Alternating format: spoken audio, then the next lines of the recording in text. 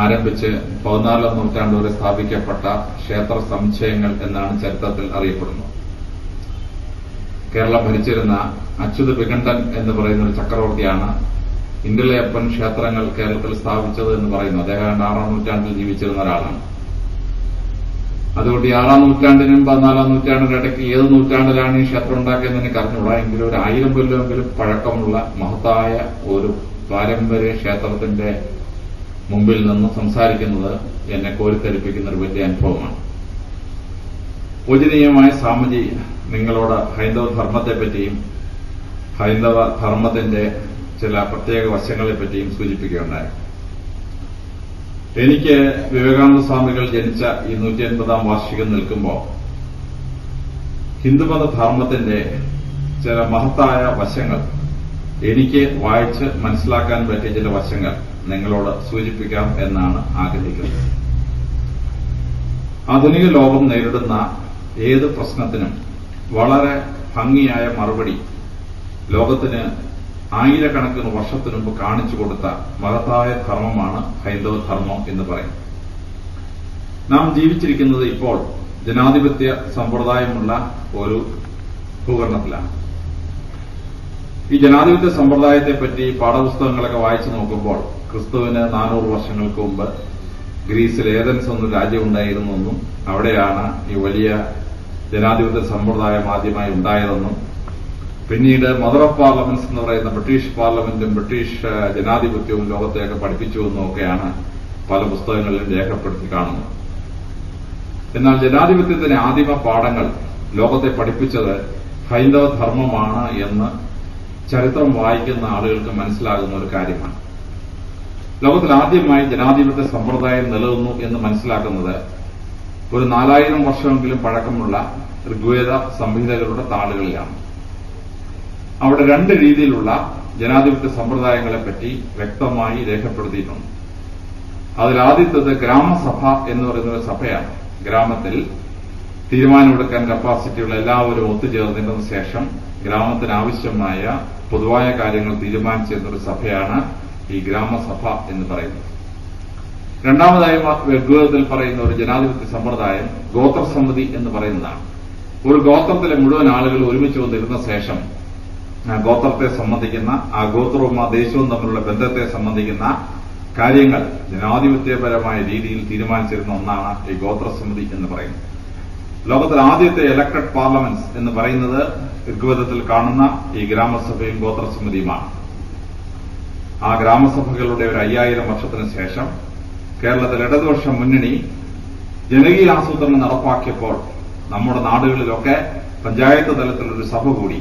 ആ സഭയ്ക്കിട്ട പേര് ഗ്രാമസഭ എന്നാണ്.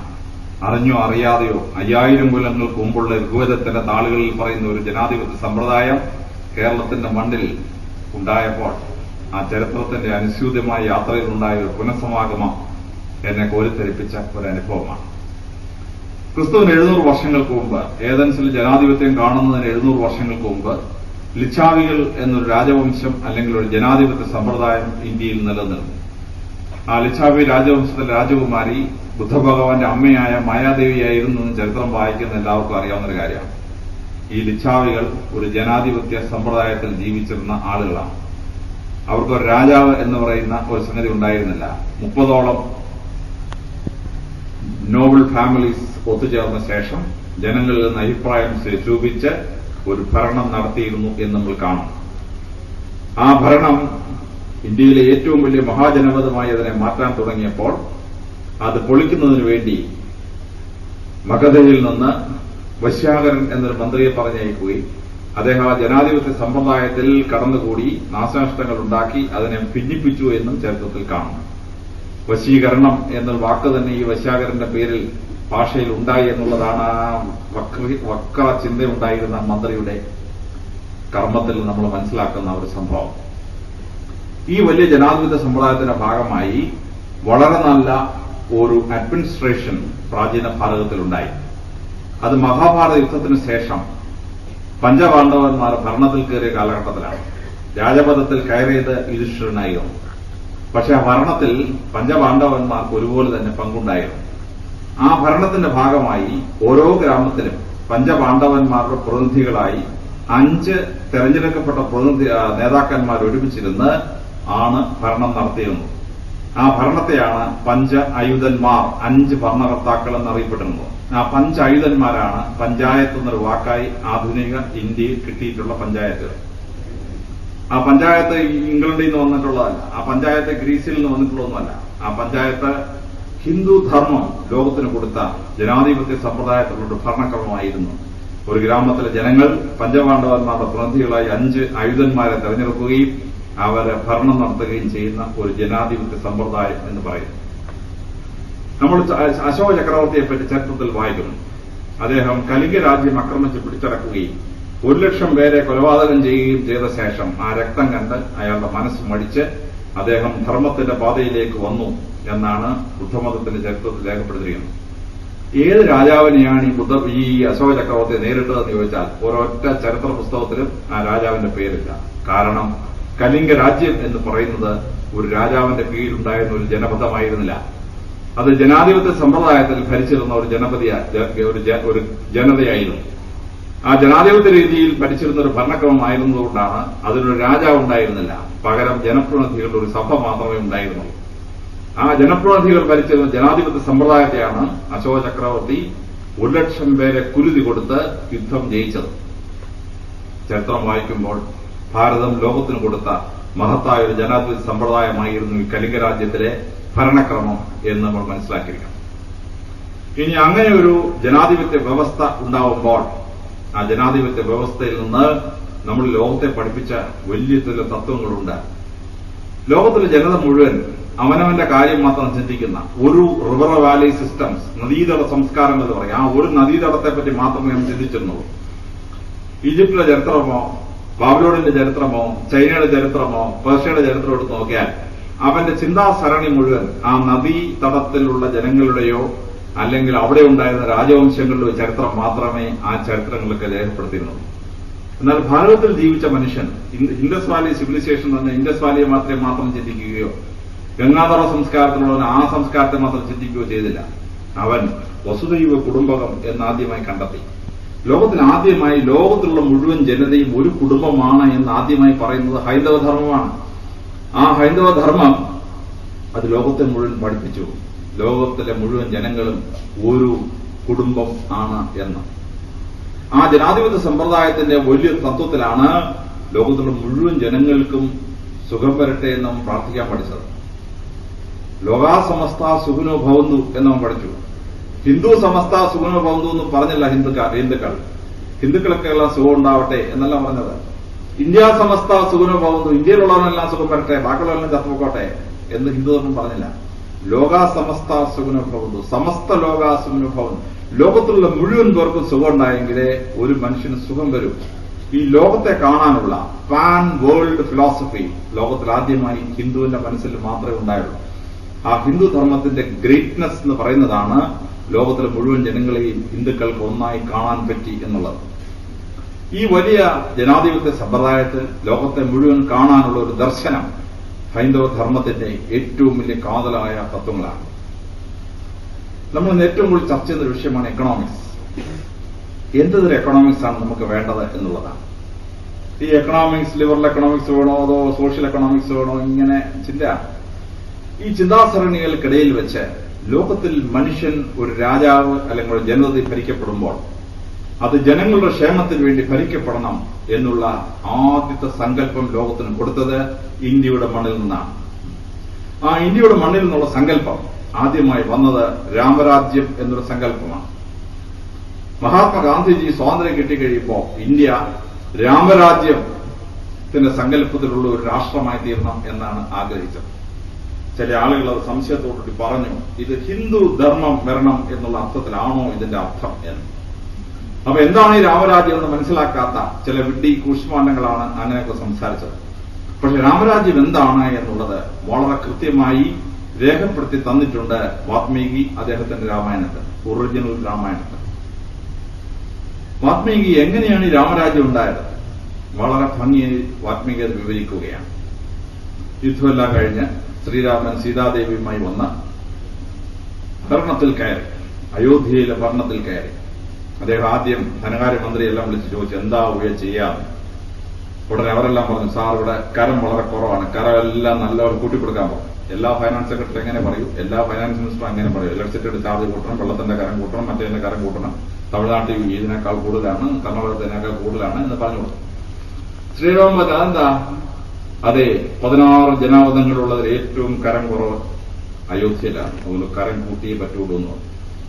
ശ്രീരാമൻ ഉടനെ ജനസാമാന്യത്തിനിടയിലോട്ട് ഇറങ്ങി. അദ്ദേഹം അയോധ്യയിലിറങ്ങി ജനോട് ചോദിച്ചു ഇവിടെ കരം വളരെ കുറവല്ലേ എന്ന് ചോദിച്ചു. അദ്ദേഹം പറഞ്ഞു പൊന്നു സാറേ, മനുഷ്യന് ജീവിക്കാൻ വയ്യ, മനുഷ്യൻ കൃഷി ചെയ്യാൻ പറ്റുന്നില്ല.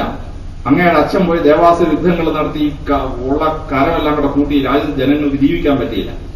കാരണം അമേരിക്കയിലെ ബുഷ് ഇറാഖിൽ പോയി യുദ്ധം ചെയ്ത് അമേരിക്കക്കാരെ മുഴുവൻ കടത്തിലാക്കി അവിടെ മുഴുവൻ എക്കണോമിയെ തകർത്തതുപോലെ അന്നത്തെ ബുഷായിരുന്നു ഈ ദശരഥൻ എന്ന് പറഞ്ഞ ആൾ. ഉള്ള ദേവാസുര യുദ്ധം നടത്തി കരമെല്ലാം കൂടെ കൂട്ടി അയോധ്യ മുഴുവൻ നശിപ്പിച്ച് നാരണക്കല്ലാക്കി. ശ്രീരാമൻ ചോദിച്ചു ഇതെന്തൊരു കരം കൂട്ടണമെന്ന് ധനകാര്യ സെക്രട്ടറി, കരം കുറയ്ക്കണമെന്ന് ജനങ്ങൾ. ഇതിനിടയ്ക്ക് കൂടി വളരെ സുന്ദരമായി ശ്രീരാമൻ ഒരു നിയമം ഉണ്ടാക്കി. അതാണ് രാമരാജ്യത്തിന്റെ ബേസിക് പ്രിൻസിപ്പിൾ എന്ന് പറയുന്നത്. 1/5 of the tax, 1/5 of the produce is tax എന്ന പ്രസിദ്ധമായ നിയമം. ഒരു കർഷകൻ എത്ര വിളവുണ്ടാക്കുന്നോ അതിന്റെ 5/1 രാഷ്ട്രത്തിന് കൊടുക്കേണ്ട കരം എന്ന് പറയുന്നത്. മീഡിയൻ എക്കണോമിക്സ് എന്ന് പറയപ്പെടുന്ന മോഡേൺ എക്കണോമിക്സിൽ ഏറ്റവും പ്രസിദ്ധമായ കണ്ടുപിടുത്തം ഇതാണ്. Maximum taxation shall not cross 1/5 of the produce എന്നാണ്. അത് 20 കൊല്ലത്തിനു മുമ്പ് ലോക എക്കണോമിക്സ് കണ്ടുപിടിച്ച തത്വം 4000 കൊല്ലത്തിനു മുമ്പെങ്കിലും ശ്രീരാമൻ വളരെ കൃത്യമായി അയോധ്യ ഭരണത്തിൽ കണ്ടെത്തിയിരുന്നു. അവിടെ ടാക്സ് അങ്ങോട്ട് കൂടിക്കഴിഞ്ഞപ്പോൾ ജനങ്ങൾക്ക് കൃഷി ചെയ്യാൻ പറ്റാതായി. ജനങ്ങൾക്ക് കൃഷി ചെയ്യാൻ പറ്റാതായപ്പോൾ രാജ്യം ദരിദ്രമായിക്കൊണ്ടേയിരുന്നു. ആ ദരിദ്രമായിക്കൊണ്ടേയിരിക്കുന്ന ഒരവസ്ഥ ഒരു രാജ്യത്തിന് താങ്ങാൻ പറ്റുന്ന ഒരവസ്ഥയായിരുന്നില്ല. അപ്പോഴാണ് ശ്രീരാമൻ തന്റെ ടാക്സേഷൻ പ്രിൻസിപ്പിളിലൂടെ ആധുനിക എക്കണോമിക്സിന്റെ ബേസിക് പ്രിൻസിപ്പിൾ കണ്ടെത്തുന്നത്. ഇതൊരു ബലാത്സംഗ കഥയായിട്ടാണ് നമ്മളൊക്കെ കേട്ടിട്ടുള്ളത്. ഗൗതമന്റെ ഭാര്യയായ അഹല്യയെ ദേവേന്ദ്രൻ കടന്നുപിടിക്കാൻ ശ്രമിച്ചു വന്നു. അങ്ങനെ അഹല്യ ശപിക്കപ്പെട്ടൊരു പാറയായി മാറിയെന്നും ത്രേതായുഗത്തിൽ ശ്രീരാമൻ വന്ന പാറയെ ചവിട്ടിയപ്പോൾ പാറയിൽ നിന്ന് അഹല്യ പുറത്തു വന്നെന്നുമാണ് കഥ. ചിത്രരാമായണം കേരളത്തിൽ വരച്ച് 4 നൂറ്റാണ്ടിന് മുമ്പ് അമ്പലപ്പുഴയിൽ വരച്ചുണ്ടാക്കിയ ചിത്രരാമായണത്തിൽ ശ്രീരാമൻ ഈ പാറയിൽ ചവിട്ടുന്നതായിട്ട് കാണിക്കുന്നില്ല.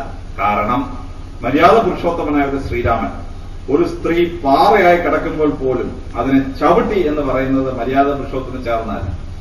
അതുകൊണ്ട് ചിത്രരാമായണത്തിൽ പടമായി വരച്ച് കാണിച്ചിരിക്കുന്നത് ശ്രീരാമൻ വലത്തെ കാലൊന്ന് പൊക്കിയ ശേഷം ഇടത്തെ കൈകൊണ്ട് കാലിനടിയിൽ തട്ടിയപ്പോൾ ചില മണത്തരികൾ ഇങ്ങനെ ആ പാറയിലോട്ട് വീണപ്പോൾ അതിനകത്ത് അകറ്റി പുറത്തു വരുന്ന 4 നൂറ്റാണ്ട് മുമ്പ് കേരളത്തിലെ സ്ത്രീകൾ എത്രമാത്രം ബഹുമാനിക്കപ്പെട്ടിരുന്നു പുരുഷന്മാരാൽ എന്നുള്ളതിന്റെ ലക്ഷണം കൂടിയാണ് ചിത്രരാമായണം വരച്ചാക്കി ഇങ്ങനെ വരയ്ക്കാൻ തോന്നി എന്നുള്ള ആ വലിയ തത്വം. എന്താണ് ഈ സംഭവം? അഹല്യ എന്ന് പറഞ്ഞാൽ ഹല്യം ചെയ്യപ്പെടാത്ത ഭൂമി എന്നാണ്. കലം എന്ന് പറഞ്ഞാൽ കലപ്പ, ഹല്യം ചെയ്യുക എന്ന് പറഞ്ഞാൽ ഉഴുതുമറിക്കുക. അഹല്യ എന്ന് പറഞ്ഞാൽ ഉഴുതുമറിക്കാത്ത ഭൂമി. ഭൂമി അഹല്യയായി കിടന്നു. കർഷകൻ കൃഷി ചെയ്യാൻ കഴിയുമായിരുന്നില്ല. ഗൗതമൻ, ഗൗ എന്ന് പറഞ്ഞാൽ ഭൂമി, തമൻ എന്ന് പറഞ്ഞാൽ ഉടമസ്ഥൻ, ഗൗതമൻ എന്ന് പറഞ്ഞാൽ ഭൂമിയുടെ ഉടമസ്ഥനായ കർഷകൻ എന്നർത്ഥം. സംസ്കൃത ഭാഷയിൽ കഥകൾ എഴുതുമ്പോൾ വ്യംഗ്യാർത്ഥ പ്രയോഗം എന്നൊരു പ്രയോഗമുണ്ട്. വ്യംഗ്യാർത്ഥ പ്രയോഗത്തിലാണ് കർഷകനെ ഗൗതമനാക്കി മാറ്റുന്നത്. അങ്ങനെ ഭൂമി അഹല്യായി കിടക്കുകയും ഗൗതമൻ എന്ന കർഷകൻ കൃഷി ചെയ്യാനൊക്കാതായി കിടക്കുകയും ചെയ്യുന്ന അവസരത്തിൽ ദേവേന്ദ്രനാണ് ഇടിയുടെ മഴയുടെ ദേവൻ. അദ്ദേഹം ആകാശത്ത് വന്ന് ഇടിയും മഴയൊക്കെ പെയ്ച്ചു നോക്കി. ഒരു ലക്ഷ്യം കിട്ടിയില്ല. ഭൂമി കൃഷി ചെയ്യപ്പെടാതെ പാറയായി കിടന്നു. അപ്പോൾ ശ്രീരാമൻ തന്റെ അഗ്രികൾച്ചർ പോളിസിയുമായി വന്ന് കാലുകൊണ്ട് ഭൂമിയെ സ്പർശിച്ചു. അതായത് ടോട്ടൽ പ്രൊഡക്ഷന്റെ 1/5 ടാക്സ് എന്ന് പറയുന്ന ഒരു നിയമം ഉണ്ടാക്കി. അതോടുകൂടി അയോധ്യയിലെ ഭൂമി ഉഴുതുമറിച്ച് അഹല്യ വീണ്ടും സുന്ദരിയായ സ്ത്രീയായി മാറി. അയോധ്യ സസ്യശ്യാമളമായ പ്രകൃതി രമണീയമായ അയോധ്യയായി മാറി എന്നുള്ളതാണ്. ഇതാണ് ഒരു സിനിമാ പാട്ടായി നമ്മൾ കേൾക്കുന്നത്. സീതാദേവി സ്വയംവരം ചെയ്തൊരു ത്രേതായുഗത്തിലെ ശ്രീരാമൻ കാൽമുന കൊണ്ടൊന്ന് തൊട്ടപ്പോൾ തന്നെ കാട്ടിലെ കല്ല് മോഹിനിയായി എന്ന് പറയുന്ന കഥ. അപ്പോൾ ഉഴുതുമറിക്കാത്ത ഭൂമിയെ ഒരു അഗ്രികൾച്ചറൽ പ്രൊഡക്ഷൻ പ്രിൻസിപ്പിളിലൂടെ 1/5 ഓഫ് ദ ടാക്സ്, നിങ്ങളുടെ ഭൂമിയിൽ 100 പറ നെല്ല് നിങ്ങൾ ഉണ്ടാക്കിയാൽ 80 പറ നെല്ല് നിങ്ങൾ എടുത്തോടുക, 20 പറ നെല്ല് രാഷ്ട്രത്തിന് കൊടുക്കുക. അതേ ഭൂമിയിൽ നിന്ന് പ്രൊഡക്ടിവിറ്റി നിങ്ങൾ വർദ്ധിപ്പിക്കുകയും 200 പറ നെല്ലുണ്ടാക്കിയാൽ 160 പറ നെല്ല് നിങ്ങൾക്കെടുക്കാം, 40 പറ നെല്ല് രാഷ്ട്രത്തിന് കൊടുത്താൽ മതി. ഇതാണ് മീഡിയൻ എക്കണോമിക്സ് എന്ന 20 കൊല്ലത്തിന് മുമ്പ് ലോകത്തിലെ എക്കണോമിക് വിശാരദന്മാർ കണ്ടുപിടിച്ച മീഡിയൻ എക്കണോമിക്സ്. ഈ മീഡിയൻ എക്കണോമിക്സ് ആണ് ശ്രീരാമൻ 4000 കൊല്ലത്തിനു മുമ്പ് അവിടെ രേഖപ്പെടുത്തിയത്. അങ്ങനെ രേഖപ്പെടുത്തിയപ്പോൾ അയോധ്യ സസ്യശ്യാമളമായ പ്രകൃതി രമണീയമായ അയോധ്യയായി മാറി. രാജ്യത്ത് ഇഷ്ടം പോലെ സമ്പത്തുണ്ടായി. ജനങ്ങൾ സന്തോഷത്തോടുകൂടി ആ രാജ്യത്ത് ജീവിക്കാൻ തുടങ്ങി. 4000 വർഷം കഴിഞ്ഞിട്ട്, അല്ലെങ്കിൽ ഒരുപക്ഷെ 5000 വർഷം കഴിഞ്ഞിട്ട് നമ്മൾ ഇന്നും ശ്രീരാമനെ ഓർത്തിരിക്കുന്നു. കാരണം രാജ്യത്തെ നയിച്ച, രാജ്യത്തിലെ ജനങ്ങൾക്ക് രക്ഷ നൽകിയ അത്ഭുതകരമായ ഒരു എക്കണോമിക്സ് അദ്ദേഹം കണ്ടുപിടിച്ചു എന്നുള്ളതാണ്. AD 10-ാം നൂറ്റാണ്ട് വരെ ഹൈന്ദവ രാജാക്കന്മാർ ഇന്ത്യ ഭരിച്ചിരുന്നപ്പോൾ ടാക്സ് 20% 20% ടാക്സ്. തുർക്കി വംശജരായ സുൽത്താൻമാർ ഇന്ത്യ ഭരിക്കാൻ വന്നപ്പോ അവർ ടാക്സ് 36% വർദ്ധിപ്പിച്ചു. മുഗളന്മാർ ഇന്ത്യ ഭരിക്കാൻ വന്നപ്പോ അവർ ആ ടാക്സേഷൻ 46% വർദ്ധിപ്പിച്ചു. ബ്രിട്ടീഷുകാർ ഇന്ത്യ ഭരിക്കാൻ വന്നപ്പോൾ അവന്മാരത് 58% കൂട്ടി. 58% കൂട്ടിയപ്പോൾ കർഷകന് 58% ടാക്സ് കൊടുത്ത ശേഷം ഭൂമി കൃഷി ചെയ്ത് ജീവിക്കാൻ കഴിയാത്ത അവസ്ഥയായി മാറി. ഇന്ത്യ ദരിദ്രപൂർണമായ രാഷ്ട്രമായി മാറി. പണ്ട് ജവഹർലാൽ നെഹ്റു അദ്ദേഹത്തിന്റെ ഡിസ്കവറി ഓഫ് ഇന്ത്യ എന്ന പുസ്തകത്തിൽ പറയുന്നു, poverty at any place in India is directly proportional to the longevity of British Empire at that place. ഇന്ത്യയിലെ ഏതെങ്കിലും സ്ഥലത്ത് ദാരിദ്ര്യത്തിന് തോതറിയണോ, ബ്രിട്ടീഷുകാരെത്താരോടെ ഭരിച്ചു എന്ന് മാത്രം നോക്കിയാൽ മതി. ബ്രിട്ടീഷുകാർക്ക് ആദ്യം കൺട്രോൾ കിട്ടിയത് ബംഗാളാണ്. 1757 പ്ലാസി യുദ്ധത്തോടുകൂടി വെസ്റ്റ് ബംഗാളും ബംഗ്ലാദേശ് ഉൾപ്പെട്ട ഭൂപ്രദേശം അവരുടെ കൈ കിട്ടി. ഇന്ത്യയിലെ ഏറ്റവും ദരിദ്രപൂർണ്ണ ഭൂപ്രദേശം ബംഗാളാണ്. അവിടെ മരിച്ച ആരുടെയും കുഴപ്പമില്ല. 190 വർഷം കൊണ്ട് ആ ബംഗാളിനെ തകർത്ത് തരിപ്പണമാക്കി കളഞ്ഞ ബ്രിട്ടീഷുകാർ. രണ്ടാമവർക്ക് ഭരണം കിട്ടിയത് 1764 ബക്സാർ യുദ്ധത്തോടുകൂടി ബീഹാറും ഒറീസയുമാണ്. ഇന്ത്യയിലെ രണ്ടാമത്തെ ദരിദ്രവും ഭൂപ്രദേശം ബീഹാറും ഒറീസയുമാണ്. മൂന്നാമത് ബ്രിട്ടീഷുകാർക്ക് ഭരണം കിട്ടിയത് 1798 ശ്രീരംഗപട്ടണം യുദ്ധത്തിന് ശേഷം തമിഴ്നാടും തെക്കൻ കർണാടകവും തെക്കൻ ആന്ധ്രാപ്രദേശും. ഇന്ത്യയിലെ മൂന്നാമത്തെ ദരിദ്രവും ഭൂപ്രദേശം അവിടെയാണ്. നാലാമത് ബ്രിട്ടീഷുകാർക്ക് ഭരണം കിട്ടിയത് ഗുജറാത്തും മഹാരാഷ്ട്രവുമാണ്. കാരണം 1818 കിർക്കി യുദ്ധത്തിന് ശേഷം മറാഠാക്കാരുടെ കയ്യിൽ നിന്ന് ഗുജറാത്തും മഹാരാഷ്ട്രവും ബ്രിട്ടീഷുകാർ പിടിച്ചു. പിന്നീട് അവർക്ക് ഭരണം കിട്ടിയത് 1846 ആംഗ്ലോ സിഖ് യുദ്ധങ്ങൾക്ക് ശേഷം പഞ്ചാബും ഹരിയാനയും അവരുടെ കസ്റ്റഡിയിലായി. കാശ്മീരിന്റെ ഭാഗങ്ങൾ.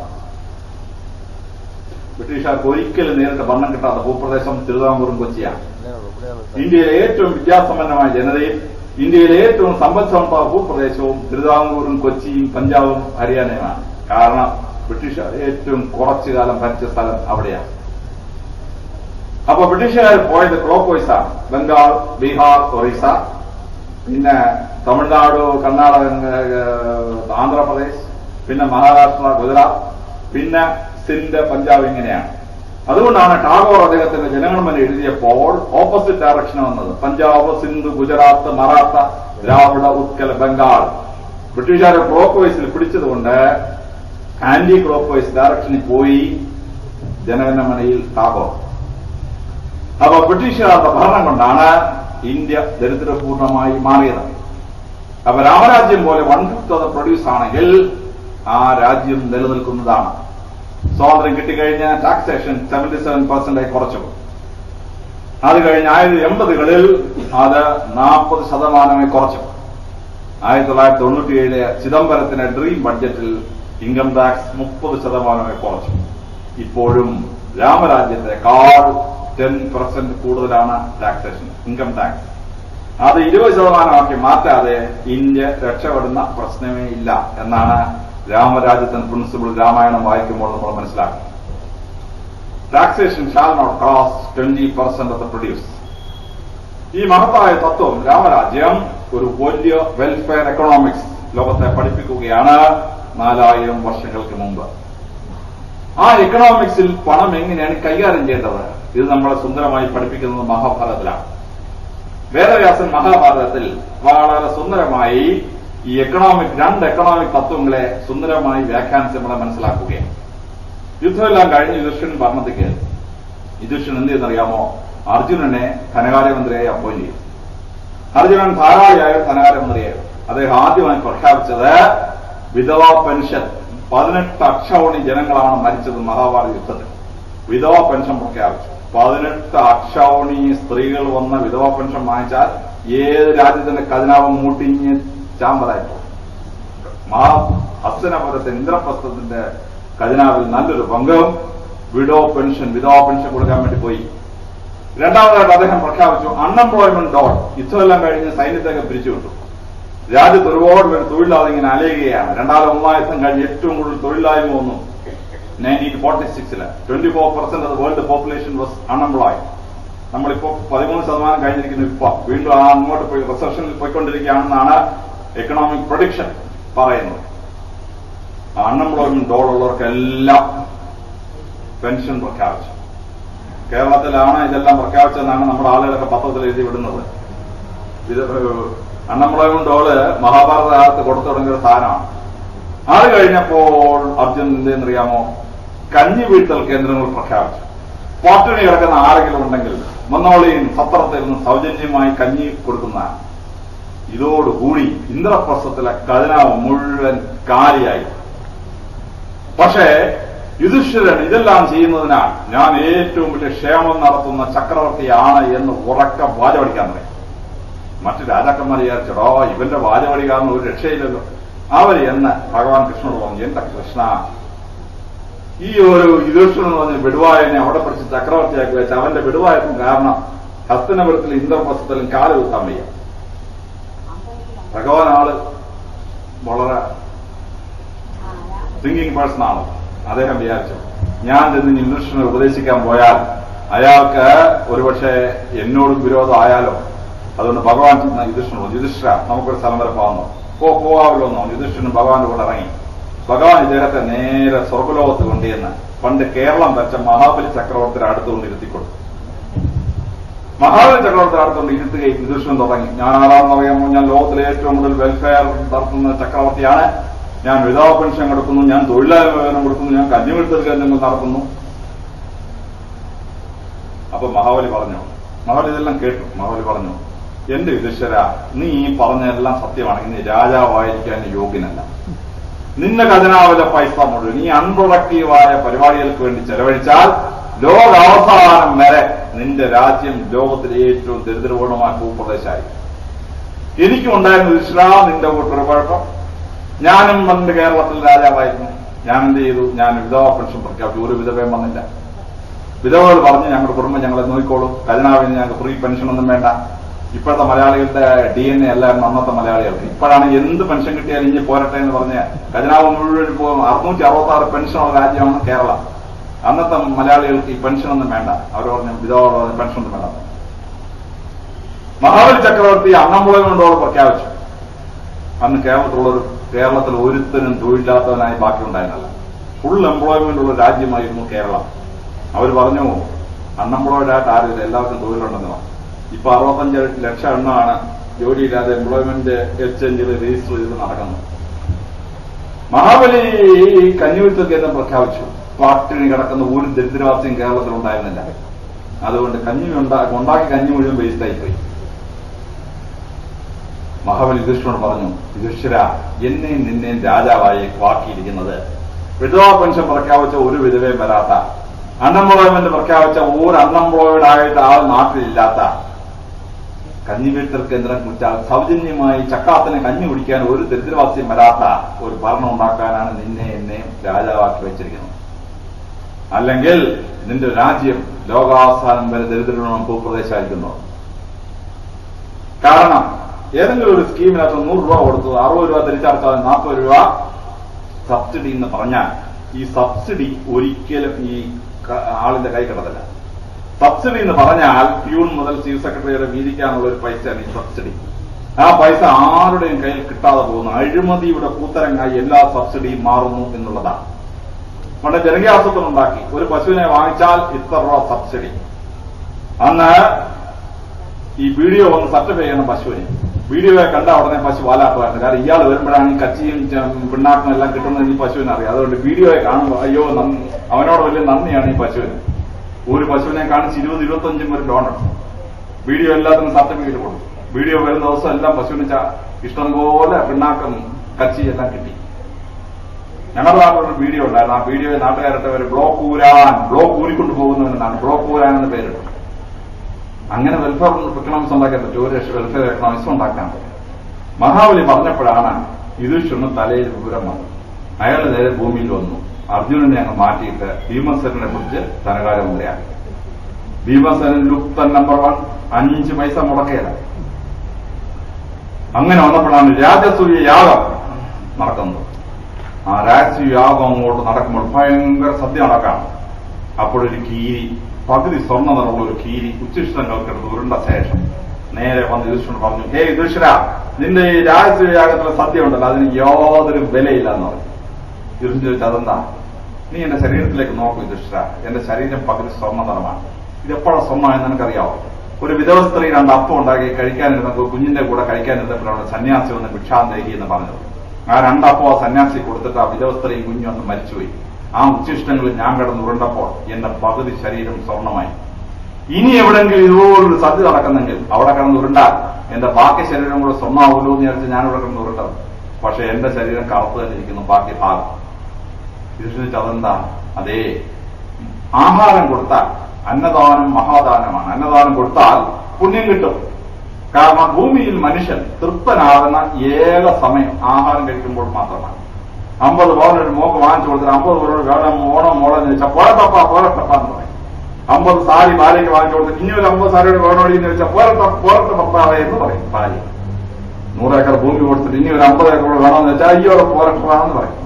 പക്ഷെ ആഹാരം കഴിക്കുമ്പോൾ മാത്രം കഴിച്ചുപിടുത്തുമ്പോ പൊന്നപ്പാ മതിയേ എന്ന് പറയും. കാരണം ആഹാരം നിന്റേതാണെങ്കിലും വയറെന്റേതാണല്ലോ, പിന്നെ അകത്തോട്ട് കയറിയ മനുഷ്യൻ തൃപ്തിപ്പെടുന്ന ഏക അവസരം, ഭൂമിയിൽ മനുഷ്യൻ തൃപ്തിപ്പെടുന്ന ഏക അവസരം ആഹാരം കഴിക്കുമ്പോൾ. അതുകൊണ്ട് ആഹാരം കഴിച്ചൊരു മനുഷ്യനെ തൃപ്തിപ്പെടുത്തിയാൽ പാപങ്ങൾ ക്ഷമിക്കപ്പെടുമെന്ന് ഹിന്ദുമതം പറയുന്നു, പാപങ്ങൾ ക്ഷമിക്കുമെന്ന് ക്രിസ്തുമതം പറയുന്നു, സക്കാത്ത് കൊടുത്താൽ പുണ്യം കിട്ടുമെന്ന് ഇസ്ലാം മതം പറയുന്നു, ബുദ്ധമതം അതിലും ഭയങ്കരമാണ്. അപ്പോൾ ഈ ആഹാരം കൊടുത്ത് തൃപ്തിപ്പെടുത്തി പുണ്യം നേടുന്ന ഒരു സംഭവമാണ്. യുധിഷ്ഠിരൻ വെച്ചു, ആഹാ ഇതെന്താണെന്ന് മനസ്സിലാക്കണമല്ലോ. അങ്ങനെ യുധിഷ്ഠിരൻ ഇങ്ങനെ ചുറ്റും നടന്നപ്പോ എന്താണ്, ഭീമസേനയുടെ അരയ്ക്ക് ചുറ്റും ഇങ്ങനെ താക്കോൽ തൂക്കിയിട്ടിരിക്കുക. അയാളോട് തുറക്കണം, സാധനം എടുത്ത് കൊടുക്കും, ഉടനെ പൂട്ടും, പിന്നെ താക്കോൽ അരയില്ല. ഇങ്ങനെ അയാളൊരു സ്ഥലത്ത് ചെന്നപ്പോൾ വലിയൊരു കൂന കാണാം, വെജിറ്റബിൾസിന്റെ ഒരു കൂന. ഭീമസേന ഇതെന്താ ഇങ്ങനെ കൂന കിടക്കുന്നത്? അത് അവര് പറഞ്ഞു, സാറേ ഞങ്ങൾ രാജസൂയ യാഗമായതുകൊണ്ട് വെണ്ടയ്ക്ക എടുത്താൽ അതിന്റെ വാലും തലയും അരി നടുഭാഗം മാത്രമേ കറിക്കെടുത്തുള്ളൂ. പലവടങ്ങ എടുത്താൽ വാലും തലയും മുറിക്കും, നടുഭാഗം മാത്രമേ കറിക്കെടുത്തുള്ളൂ. എല്ലാത്തിനും നടുഭാഗം മാത്രം കറിക്കെടുക്കും, ബാക്കി വാലും തലയും ഇങ്ങനെ കിടക്കാമെന്നോ. ഭീമസേന ഇങ്ങനെ സാധനം വേസ്റ്റ് ആക്കത്തില്ലാന്നോ. ഇതെല്ലാം ചെമ്പിനകത്ത് അരപ്പെട്ട് വേവിക്കാൻ പറഞ്ഞു. അങ്ങനെയാണ് ഈ അവിയൽ എന്നൊരു കറി കണ്ടുപിടിച്ചത്. എല്ലാത്തിന്റെ ഉച്ചിഷ്ടം വിട്ട് ദരിദ്രവാസികൾ ഉണ്ടാക്കുന്ന കറിയാണ് അവിയൽ. അവിയൽ കണ്ടുപിടിച്ച അന്നാണ് എന്നാണ് പ്രമാണം. അപ്പൊ ഇവൻ മനസ്സിലാതെ കൊടുക്കുന്നത്, ഭീമസേനൻ മനസ്സിലാതെ കൊടുക്കുന്നു. അപ്പൊ യുധിഷ്ഠിരൻ പറഞ്ഞു ഇവനെ മാറ്റാൻ പറഞ്ഞു. അങ്ങനെ ഭീമസേനനെ മാറ്റി വീണ്ടും അർജുനനെ ധനകാര്യമന്ത്രി ആക്കിയെന്നാണ് മഹാഭാരതത്തിലെ കഥ. വേദവ്യാസൻ ഈ പറയുന്ന 2 കഥയുടെ അപ്പുറത്തൊരു വലിയ എക്കണോമിക്സ് ഉണ്ട്. മോഡേൺ എക്കണോമിക്സ് കണ്ടുപിടിച്ചത് മാർഷലും എന്തെന്ന റോബിൻസ് എല്ലാം കൂടിയാണെന്നാണ് നമ്മുടെയൊക്കെ പുസ്തകത്തിൽ നമ്മുടെ പിള്ളേരെല്ലാം കോളേജിൽ പഠിപ്പിക്കുന്നത്. ഈ മാർഷലും റോബിൻസും ഒക്കെ ഭൂമിയിൽ ജനിക്കുന്നതിന് 4000 വർഷം മുമ്പ് വേദവ്യാസൻ അതിസുന്ദരമായ എക്കണോമിക്സ് ആണ് മഹാഭാരതത്തിൽ രേഖപ്പെടുത്തിയിരിക്കുന്നത്. ശാന്തിപർവ്വം ഉൾപ്പെടെയുള്ള പർവ്വങ്ങളിൽ അതിസുന്ദരമായ ഒരു എക്കണോമിക്സ്. അതെന്താണ്? ലോകത്തിൽ 2 തരം ഫൈനാൻസ് മിനിസ്റ്റേഴ്സ് ഉണ്ട്. ആദ്യത്തെ ഫൈനാൻസ് മിനിസ്റ്റർ അർജുനന്റെ കൂട്ടുള്ള ഫൈനാൻസ് മിനിസ്റ്ററാണ്. ഖജനാവിലെ പണം ഓരോരോ പദ്ധതി എന്നും പറഞ്ഞ് അങ്ങ് ചെലവാക്കി അവസാനം നാട് ഖജനാവ് കാലിയായി ജനം പട്ടിണിയായി പോകുന്നു എന്നുള്ളതാണ്. അട്ടപ്പാടിയിൽ 6000 SC/ST വിഭാഗത്തിൽപ്പെട്ട ജനങ്ങളുണ്ട്, ആദിവാസികൾ 6000 കുടുംബങ്ങളുണ്ട്. ഈ 6000 പേരെ നന്നാക്കാൻ വേണ്ടി 120 കോടി രൂപ മുടക്കി കഴിഞ്ഞ 36 വർഷമായി കേരള സർക്കാർ. വിജിലൻസിന്റെ ചാർജുള്ള ഞാൻ പോയി അത് അന്വേഷിച്ച് ഈ കേസ് ഞാൻ അന്വേഷിച്ചാണ്. ഈ 120 കോടി രൂപ വെറുതെ വീതിച്ച് ബാങ്കിൽ ഇട്ടിരുന്നെങ്കിൽ ഈ 6000 കുടുംബങ്ങൾക്ക് പ്രതി മാസം ഒരു 20,000 രൂപ കൈ കിട്ടിയായിരുന്നു പലിശ. ഈ 120 കോടി രൂപ ചെലവാക്കിയ ശേഷം ഈ 6000 ആദിവാസി കുടുംബങ്ങൾ ഈ 120 കോടി മുടക്കുന്നതിന് മുമ്പ് എങ്ങനെയായിരുന്നുവോ അതിനേക്കാൾ പരിതാപകരമായിട്ട് ഇപ്പൊ ജീവിക്കുന്നു. ഇതാണ് നമ്മുടെ സബ്സിഡി എക്കണോമിക്സ് എന്ന് പറയുന്നത്. അപ്പോ ചില ഫൈനാൻസ് മിനിസ്റ്റേഴ്സ് ഇങ്ങനെ പണം മുഴുവൻ ചെലവാക്കി ഖജനാവ് മുഴുവൻ അടിച്ച് കാലിയാക്കി പട്ടിണി രാജ്യമായി നമ്മുടെ രാജ്യം തുടരും. രണ്ടാമതൊരു ഫൈനാൻസ് മിനിസ്റ്റേഴ്സ് ഉണ്ട്. എക്കണോമി ബാൻ ഒരു ബില്ലും മാറാക്കിയല്ല. ട്രഷറി ബാൻ ബില്ല് കൊടുത്താൽ ട്രഷറി മാറിയല്ല. പിന്നെന്ത് ചെയ്യണം? പിന്നെ ഫൈനാൻസ് മിനിസ്റ്ററെ പിടിക്കാൻ പറ്റിയ ആരെങ്കിലും വണ്ടിയെ പിടിച്ച് കയറ്റി അവനെ തിരുവനന്തപുരത്ത് ഹോട്ടലിൽ കൊണ്ട് താമസിപ്പിച്ച് ഇങ്ങനെയൊക്കെയുള്ള സ്പെഷ്യൽ ഓർഡർ ഒപ്പിച്ച് ബില്ല് മാറും. ഈ രണ്ടുതരം ഫൈനാൻസ് മിനിസ്റ്റർ വന്നാലും രാജ്യം രക്ഷപ്പെടുകയില്ല. അതാണ് സുന്ദരമായി വേദവ്യാസൻ മഹാഭാരതത്തിൽ പറയുന്ന അതിസുന്ദരമായ എക്കണോമിക്സ് എന്ന് പറയുന്നത്. ആ എക്കണോമിക്സിന്റെ തത്വങ്ങൾ മാർഷൽ റോബിൻസ് ഒക്കെ ജനിക്കുന്നതിന് 1000 വർഷത്തിന് മുമ്പ് ഭാരതം ലോകത്തിന് കൊടുത്ത അത്ഭുതകരമായ എക്കണോമിക്സ് ആണ് ലോകം മനസ്സിലാക്കേണ്ട എക്കണോമിക്സ് എന്ന് പറയുന്നത്. അവിടെ അധ്വാനിക്കുന്ന ജനവിഭാഗത്തിന് വലുതായ സിദ്ധാന്തം മാർക്സിസം, കാൾ മാർക്സിന്റെ പേരിലാണ് അറിയപ്പെടുന്നത്. വാസ്തവത്തിൽ ഈ മാർക്സിസം പറഞ്ഞിരിക്കുന്ന മഹാഭാരതത്തിലാണ്. അതെവിടെയാണ് പറയുന്നതെന്ന് ചോദിച്ചാൽ വേടഗീത എന്ന് പറഞ്ഞൊരു ഗീതയുണ്ട്. വ്യാധഗീത എന്നും പറയും. വ്യാധം എന്ന് പറയുന്ന സംസ്കൃതം, വേടം എന്ന് പറഞ്ഞാൽ സാധാരണ മലയാളം. ഈ ഗീത എന്താണെന്ന് ചോദിച്ചാൽ ഒരു സന്യാസി കാട്ടിൽ നിന്ന് ഇങ്ങനെ തപസ് ചെയ്തുകൊണ്ടിരിക്കുക. അപ്പൊ 2 കിളികൾ ശബ്ദം ഉണ്ടാക്കി. സന്യാസി ഉഗ്രകോപത്തോട് കണ്ണ് തുറന്ന് നോക്കുകയും കണ്ണിൽ നിന്ന് തീപ്പൊരി പോയി 2 പക്ഷിയെ ഭസ്മായി കാണും. അപ്പൊ സന്യാസിക്ക് മനസ്സിലായി, എടാ എനിക്ക് എതിര് വന്നാൽ എന്തിനേയും ഭസ്മാക്കാനുള്ള തപശക്തി എനിക്ക് കിട്ടിയിരിക്കാം. ആ അഹങ്കാരത്തോടുകൂടി സന്യാസി ഒരു വീടിന് മുമ്പിൽ വന്ന് ഭിക്ഷാന്തേഹി എന്ന് പറഞ്ഞു. യാതൊരു അനുഭവമില്ല. അപ്പൊ സന്യാസി പറഞ്ഞു, സ്ത്രീ ഇറങ്ങി വരട്ടെ, അവളെ ഇപ്പൊ ഭസ്മാക്കിട്ടെന്ന കാര്യം എന്നാണ്. അപ്പൊ അകത്തൊന്നൊരു ശബ്ദം കേട്ടു. പിന്നെ ആ കാട്ടിലെ കിളികളെ ഭസ്മാക്കിയെന്ന് വിചാരിച്ചോണ്ടല്ലേ എന്നെ ഭസ്മാക്കാമെന്ന് വിചാരിക്കണ്ട, ഞാൻ എന്റെ ഭർത്താവിനെ സൃഷ്ടിച്ചുകൊണ്ടിരിക്കുകയാണ്, അവിടെ നിൽക്കി, കുറച്ച് കഴിഞ്ഞാൽ വരാമെന്ന്. അല്പം കഴിഞ്ഞ് സ്ത്രീ വിഷയമായി വന്നു. ഈ സന്യാസി അമ്പരം പോയി. കാരണം ഈ കാട്ടിൽ കിളികളെ ഭസ്മാക്കിയത് അയാൾ മാത്രം കണ്ട ഒരു സംഭവമാണ്. ഈ അടുക്കളയിലിരിക്കുന്ന സ്ത്രീക്ക് ഇതെങ്ങനെ മനസ്സിലായി? അയാൾക്കൊരു അത്ഭുതം. അങ്ങനെ അത്ഭുതം കൂടുന്ന കണ്ണുകളോട് സന്യാസി നിൽക്കുമ്പോൾ ആ സ്ത്രീ ഒന്ന് വാതിൽ തുറന്ന് ഭിക്ഷോടും. ആ സന്യാസി ചോദിച്ചു, ഹേ ഭവതി, ഒരു സംശയം ചോദിച്ചോട്ടെ, ഈ കാട്ടിൽ പക്ഷികളെ ഭസ്മാക്കിയത് ഞാൻ മാത്രം കണ്ടുകൊണ്ട കാര്യമാണ്, ആ ഭവതിക്ക് എങ്ങനെ ഇത് മനസ്സിലായി? ആ സ്ത്രീ പറഞ്ഞു, എടോ എന്നെ ദൈവം ഏൽപ്പിച്ച ജോലി എന്റെ ഭർത്താവിനെയും കുട്ടികളെയും ശുശ്രൂഷിക്കാനാണ്. ആ ജോലി ഞാൻ ഭംഗിയായി ചെയ്തതുകൊണ്ട് മറ്റുള്ളവരുടെ മനസ്സിൽ ചിന്തിക്കുന്ന കാര്യങ്ങളെ ഗ്രഹിക്കുവാനുള്ള കഴിവ് ദൈവം എനിക്ക് തന്നു. അതുകൊണ്ടാണ് നിന്റെ മനസ്സിൽ എന്നെ ഭസ്മാക്കാനുള്ള ചിന്ത ഉദിക്കുന്ന കാര്യം എനിക്ക് മനസ്സിലായിരുന്നു. ആ സന്യാസി പറഞ്ഞു, ഭൗതിയുടെ ശിഷ്യത്വം സ്വീകരിക്കാൻ ഞാൻ ആഗ്രഹിക്കുന്നു. സ്ത്രീ പറഞ്ഞു, എനിക്ക് കുറെ പണിയുണ്ട് മനുഷ്യ, എന്റെ ഭർത്താവിനെ മക്കളെ നോക്കാൻ എന്റെ പണി. നിനക്ക് ഇനി കൂടുതലെല്ലാം പഠിക്കണമെങ്കിൽ നീ അങ്ങോട്ട് നടന്ന കാശി ചെന്നാൽ അവിടെ ഒരു വേടൻ മൃഗങ്ങളെ വെട്ടി എന്റെ ഇറച്ചി വിറ്റുകൊണ്ടിരിക്കുകയാണ്, അവിടെ പോയി പഠിച്ചോളാൻ പറഞ്ഞു. സന്യാസിക്ക് ഭയങ്കര കോപമുണ്ടായി. ബ്രാഹ്മണനായി ഞാൻ SC/ST വിഭാഗത്തിൽപ്പെട്ട ഒരു വേടന്റെ അടുത്ത് പോയി പഠിക്കാനാണ്. ഭൗതി പറഞ്ഞു, നിനക്ക് പഠിക്കണം, നീ പോയാൽ മതി, ഞാൻ പോവാന്ന് പറഞ്ഞ് കഥ അടച്ചങ്ങ് പോയി. ഇതുപോലൊരു പണ്ഡിതയായ സ്ത്രീ, സ്പിരിച്വൽ പവറുള്ള ഒരു സ്ത്രീ പറഞ്ഞതായതുകൊണ്ട് ഈ സന്യാസി പോയി ഈ കാശിയിലെ വേടന്റെ അടുത്തിരുന്ന് അദ്ദേഹത്തിന്റെ വായിൽ നിന്ന് കേട്ട ഗീതയാണ്. മഹാഭാരതത്തിൽ 32 ഗീതകളുണ്ട്. ഏറ്റവും നീളമുള്ള ഗീത ഭഗവത്ഗീതയാണ്. പക്ഷെ രണ്ടാമത് ഏറ്റവും നീളമുള്ള ഗീതയാണ് വ്യാധഗീത അല്ലെങ്കിൽ വേടഗീത എന്ന് പറയുന്നു. ആ വേടഗീത കാൾ മാർക്സ് പറഞ്ഞതിനേക്കാൾ ഉഗ്രൻ കമ്മ്യൂണിസ്റ്റ് ആണ് പറയുന്നത്. വേടഗീത വായിക്കുമ്പോഴേ മനസ്സിലാവും. വേടൻ പറയുന്നു, നിന്നെ പോലൊരു സന്യാസി ആകാശത്തൊക്കെ നോക്കി ഇങ്ങനെ ജൽപ്പനം ചെയ്തിട്ട് എന്ത് കാര്യം? ഞാന് എന്റെ ജീവൻ തൃണവൽഗണിച്ചുകൊണ്ട് കാട്ടിൽ പോയി. അവിടെ മൃഗങ്ങളെ മല്ലിട്ട് അവനെ പിടിച്ച് അതിനെ കൊന്ന് ഇവിടെ കൊണ്ടുവന്ന് തൊലി പിടിച്ച് നോക്കെന്റെ ശരീരത്തോടെ ശരീരം മുഴുവൻ രക്തവും മൃഗങ്ങളുടെ രക്തവും മാംസവുമാണ്. അങ്ങനെ ഞാൻ ഈ ഇറച്ചി വെട്ടി വിൽക്കുമ്പോൾ അത് തിന്നുന്ന ക്ഷത്രിയന് ഈ രാജ്യത്തിലൂടെ യുദ്ധം ചെയ്യാനുള്ള ആരോഗ്യം ഉണ്ടാവുകയാണ്. ഞാൻ ഈ വെട്ടിവെക്കുന്ന ഇറച്ചി തിന്നുന്ന വൈശ്യന് കച്ചവടം ചെയ്ത് ഈ നാട്ടിൽ സമ്പത്തുണ്ടാക്കാനുള്ള ആരോഗ്യം ഉണ്ടാവുകയാണ്. ഈ ഇറച്ചി വെട്ടി അത് തിന്നുന്ന ശൂദ്രന് തൂമ്പയെടുത്ത് കിളച്ച് ഈ രാജ്യത്ത് കാർഷിക വിപ്ലവം ഉണ്ടാക്കാനുള്ള കഴിവുണ്ടാവുകയാണ്. അധ്വാനിക്കുന്ന ജനവിഭാഗം രാജ്യം ഭരിക്കുന്ന കാലത്തെ ലോകം നന്നാവുകയുള്ളൂ. പിന്നീട് വേദവ്യാസനെ വേടന്റെ വായിലൂടെ പറയിക്കുന്നത് ഉഗ്രനൊരു ഹിസ്റ്റോറിക്കൽ പ്രിൻസിപ്പിളാണ്. പിന്നീട് ഒരു 3000 വർഷം ലോകം കണ്ട അത്ഭുതകരമായ ഹിസ്റ്റോറിക്കൽ സൈക്കിളാണ് വേദവ്യാസൻ പറയിക്കുന്നത് ഈ വേടനെ കൊണ്ട്. അവർ പറയുന്നു, ഇപ്പോൾ ബ്രാഹ്മണൻ ഈ ലോകം ഭരിക്കും, ഇനി ക്ഷത്രിയൻ ഈ ലോകം ഭരിക്കും, അത് കഴിഞ്ഞ് വൈശ്യൻ ഈ ലോകം ഭരിക്കും, അതിനുശേഷം ശൂദ്രൻ ഈ ലോകം ഭരിക്കും, അതിനുശേഷം ഭരണം വീണ്ടും ബ്രാഹ്മണന്റെ കയ്യിലേക്ക് എത്തുമെന്നാണ്. വേദവ്യാസൻ പറഞ്ഞ പോലാണ് ലോകചരിത്രത്തിൽ അനാവരണം ചെയ്യപ്പെട്ടത്. ആദ്യമായി വന്ന എല്ലാം തിയോക്രാറ്റിക് സൊസൈറ്റീസ് ആയിരുന്നു. റിവർ വാലി സിവിലൈസേഷൻ, ഈജിപ്തും ബാബിലോണും ചൈനയും ഇന്ത്യ എല്ലാം ബ്രാഹ്മണർ അല്ലെങ്കിൽ തിയോക്രാറ്റിക് പുരോഹിതന്മാർ ഭരിച്ച ഭരണകൂടങ്ങളായിരുന്നു. അത് കഴിഞ്ഞ് ക്ഷത്രിയൻ ഭരണത്തിൽ വരാൻ തുടങ്ങി. റോമൻ എംപയർ, ചൈനീസിലെ ഹാൻ എംപയർ, ഇന്ത്യയിലെ മൗര്യൻ എംപയർ, അല്ലെങ്കിൽ ഗുപ്തർ എംപയർ, പേർഷ്യൻ എംപയർ, ഇങ്ങനെ യുദ്ധം ചെയ്ത് രാജ്യം പിടിക്കുന്ന ക്ഷത്രിയൻ, അതാത് രാജ്യത്തെ ക്ഷത്രിയൻ ഭരണം പിടിച്ചെടുത്തു. 15-ാം നൂറ്റാണ്ടും കഴിഞ്ഞപ്പോഴത്തേന് വൈശ്യൻ രംഗത്ത് വന്നു. British empire, French empire, Spanish empire, ഇത് മുഴുവൻ കച്ചവടക്കാരുടെ എംപയറുകളാണ്, വൈശ്യന്മാരുടെ എംപയറുകളാണ്. നെപ്പോളിയൻ ബ്രിട്ടീഷുകാരെ വിളിച്ചത് നേഷൻ ഓഫ് ഷോപ്പ് കീപ്പേഴ്സ്, കച്ചവടക്കാരുടെ സാമ്രാജ്യം എന്നാണ് വിളിച്ചത്. അങ്ങനെ കൊളോണിയൽ ഭരണം അല്ലെങ്കിൽ വൈശ്യന്മാരുടെ ഭരണം ഉണ്ടായി. അത് കഴിഞ്ഞപ്പോൾ എന്തുണ്ടായി? ശൂദ്ര ഭരണത്തിലൂടെ പ്രവേശിച്ചു. 1915 റഷ്യൻ വിപ്ലവം ഉണ്ടായി. റഷ്യയും ഈസ്റ്റേൺ യൂറോപ്പ് മുഴുവൻ ശൂദ്രന്മാരുടെ കയ്യിൽ പോയി. ചൈനയിൽ വിപ്ലവം ഉണ്ടായി. അവിടെ അധ്വാനിക്കുന്ന ഒരു വിഭാഗം ഭരണം പിടിച്ചെടുത്തു. അങ്ങനെ ലോക ജനസംഖ്യയുടെ ഏതാണ്ട് 1/3, ലോകത്തിലെ ഭൂപ്രദേശത്തിന്റെ ഏതാണ്ട് 1/3 കമ്മ്യൂണിസ്റ്റ് ഭരണത്തിൽ അല്ലെങ്കിൽ തൊഴിലാളി വർഗ ഭരണത്തിലേക്ക് ചെന്നു. അത് വേദവ്യാസന്റെ ഭാഷയിൽ ശൂദ്രന്റെ ഭരണം എന്ന് പറയുന്ന ഭരണമാണ്. ഇനി വീണ്ടും ബ്രാഹ്മണന്റെ കയ്യിലോട്ട് പോകുമെന്നാണ് വേദവ്യാസം പറഞ്ഞിരിക്കുന്നത്. സംഭവിക്കുമല്ലോ എന്ന് എനിക്ക് അറിഞ്ഞൂടാ. പക്ഷേ കഴിഞ്ഞ 4000 കൊല്ലം ലോകത്തിൽ സംഭവിച്ചത് വേദവ്യാസൻ പറഞ്ഞ അതേ ഹിസ്റ്റോറിക്കൽ സൈക്കിളിലാണ്.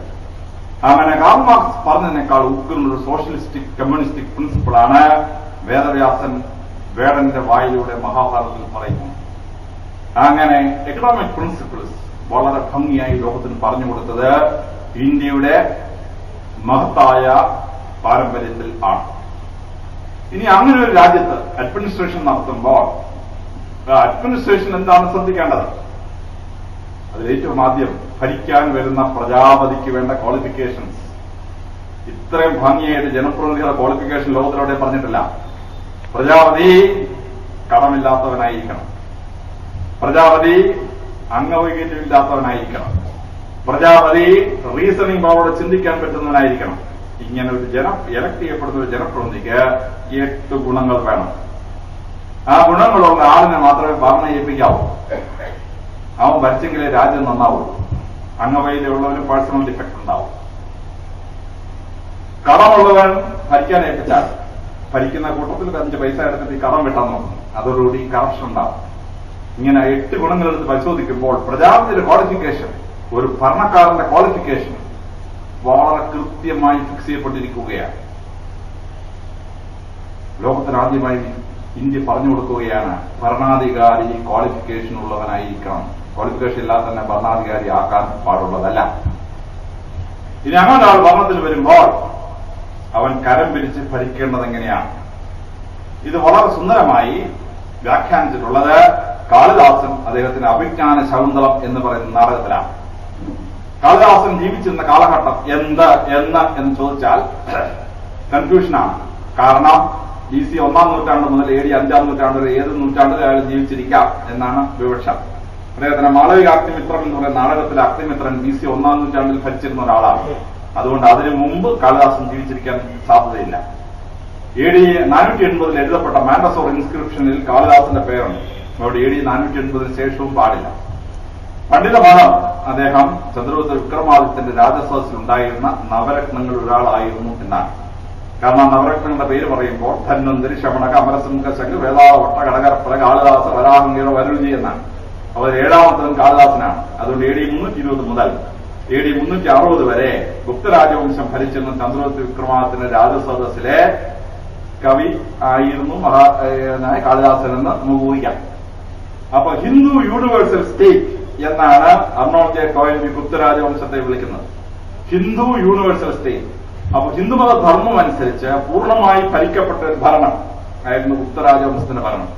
മൗര്യരാജ്യത്തിന്റെ ഭരണം തുടങ്ങിയപ്പോൾ ഹിന്ദുമതമായിരുന്നുവെങ്കിലും പിന്നീട് അത് ജൈനമതത്തിന്റെയും ബുദ്ധമതത്തിന്റെയും കയ്യിലേക്ക് വഴുതി വീണു. ചന്ദ്രഗുപ്ത മൗര്യൻ ജൈനമതം സ്വീകരിക്കുകയും അശോക ചക്രവർത്തി ബുദ്ധമതം സ്വീകരിക്കുകയൊക്കെ ചെയ്തിട്ട് പൂർണ്ണമായി ഹിന്ദു കൺസെപ്റ്റിലല്ലായിരുന്നു മൗര്യരാജ്യം. എന്നാൽ ഗുപ്തരാജ്യത്തിലെ രാജാക്കന്മാർ ഹിന്ദു കൺസെപ്റ്റ് അനുസരിച്ച് ഭരിച്ചിട്ടുള്ളത്. അതാണ് ഹിന്ദു യൂണിവേഴ്സൽ സ്റ്റേറ്റ് എന്ന അർണോൾഡ് ചോയൻ ബുദ്ധമതത്തെ വിളിക്കുന്നത്. അതിന്റെ 3-ാമത്തെ ചക്രവർത്തിയുടെ കാലത്താണ് കാളിദാസൻ ഭരിച്ചിരുന്നത്. സോ ഹി ഈസ് എക്സ്പ്ലെയിനിങ് ഒരു ഹിന്ദു കൺസെപ്റ്റിനെ വിവരിച്ചിട്ടാണ് അദ്ദേഹത്തിന്റെ തിയറി. ഇനി അതെങ്ങനെയാണ് ആ തിയറി വളരെ കൃത്യമായി മനസ്സിലാക്കുന്നത് അഭിജ്ഞാന ശകുന്തള നാടകത്തിലാണ്. നാടകത്തിന്റെ കഥ ഞാൻ പറയേണ്ട ആവശ്യമില്ല. ദുഷ്യന്തൻ കാട്ടിൽ പോയി ശകുന്തളയെ കണ്ടു. കാണാനുള്ളത് പെമ്പിളാരെ കണ്ട വളയ്ക്കുന്ന പരിപാടി അന്നത് രാജകുമാരന്മാരുടെ പരിപാടിയാണ്. അങ്ങനെ ദുഷ്യന്തൻ ചെയ്തു. കാര്യമെല്ലാം കഴിഞ്ഞ് പോകാൻ തുടങ്ങുന്നത് നീ പാവം പെണ്ണ് ഓടി വന്നു പൊന്നു തമ്പുരാനെ ചതിക്കല്ലേ എന്ന് പറഞ്ഞു. അപ്പൊ പിടിച്ചോടി ഒരു മോതിരം വന്നതിന് മോതിരം ഒരു ശകുന്തളയെ കൊടുത്തു. അപ്പൊ ഈ പുരുഷന്റെ വിരലിടുന്ന മോതിരം സ്ത്രീയുടെ കയ്യിൽ ഫിറ്റാവില്ല. കാരണം പുരുഷന്റെ സ്ത്രീയുടെ വിരലിൽ 2 തത്വം അനുസരിച്ച് അത് സൃഷ്ടിച്ചുള്ളത്. തൂമ്പായിട്ട് കിളക്കാവുന്ന പുരുഷന്റെ വിരലുകൾ. അതുകൊണ്ട് അത് വണ്ണമുള്ളതും പരിവരുത്തതും നീളമുള്ളതുമാണ്. കുഞ്ഞുങ്ങളെ എടുക്കാവുന്നതാണ് സ്ത്രീകളുടെ കൈകൾ. അതുകൊണ്ട് സ്ത്രീകളുടെ വിരലുകൾ വളരെ ലോലവും മൃദുലവും വണ്ണം കുറഞ്ഞതുമാണ്. അതുകൊണ്ട് പുരുഷന്റെ കയ്യിലെ മോതിരം സ്ത്രീയുടെ കയ്യിൽ ഫിറ്റാവില്ല. പിന്നെ പോട്ട് ദുഷ്യന്തന്റെ മോതിരം ശകുന്തളയുടെ കയ്യിൽ. ഈ പാവം പെണ്ണിന് ഇങ്ങനെ തപ്പിക്കൊണ്ട് നടന്നാൽ ആറ്റിലിറങ്ങി കുളിച്ചപ്പോ മോതിരം പോയി.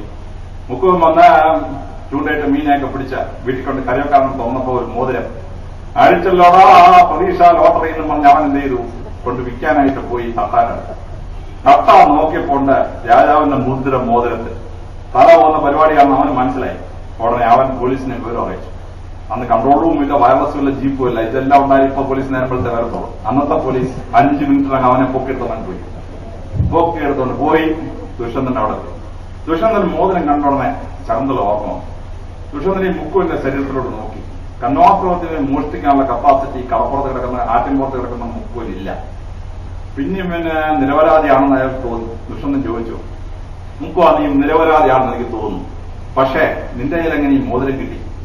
അപ്പം പൊന്നമ്പരാനെ രാവിലെ പട്ടിണിയായിരുന്നു, മീൻ പിടിക്കാനൊക്കെ ഒരു മീനെ കിട്ടി, അതിനെ തുറന്നു നോക്കുമ്പോൾ മോതിരം കിട്ടി. എനിക്ക് എഴുതാനും വായിക്കാം, അന്ന് ഈ സാക്ഷരതാ യജ്ഞമില്ലാത്തതുകൊണ്ട് മുക്കുവിന് എഴുതാനും വായിക്കാമെന്ന് അറിഞ്ഞൂടാ. അതുകൊണ്ട് ഇത് എന്തോന്ന് മനസ്സിലായില്ല. അങ്ങനെ വിൽക്കാൻ കൊണ്ടുവന്ന് തപ്പാനെ പിടിച്ച് പോലീസിലേപ്പിച്ചാണ് എന്ന് പറഞ്ഞു. അപ്പോ ദുഷ്യന്തൻ ചോദിച്ചു, താടായിത്വ പോലീസിനെ അടിച്ചോന്ന് ചോദിച്ചു. മജിസ്ട്രേറ്റ് ചോദിക്കുന്ന പോലെയാണ് കാളിദാസന്റെ വിജ്ഞാനശാസ്ത്രം. താടായിത്വ അടിവെല്ലാം കിട്ടിയെന്ന് ചോദിച്ചു. ഒന്നും കിട്ടിയില്ല പറഞ്ഞു. ഇപ്പൊ കളഞ്ഞു. അടി കിട്ടിയെന്ന് പറഞ്ഞാൽ പുറത്തിറങ്ങിയ പരിസരത്ത് പോലീസ് കൊടുക്കുന്നില്ല, അയാൾക്ക് അറിയായിരിക്കും. അതുകൊണ്ട് അടി കിട്ടിയില്ല എന്നാണ് എന്തായാലും അവിടെ വെച്ച് പറഞ്ഞത്.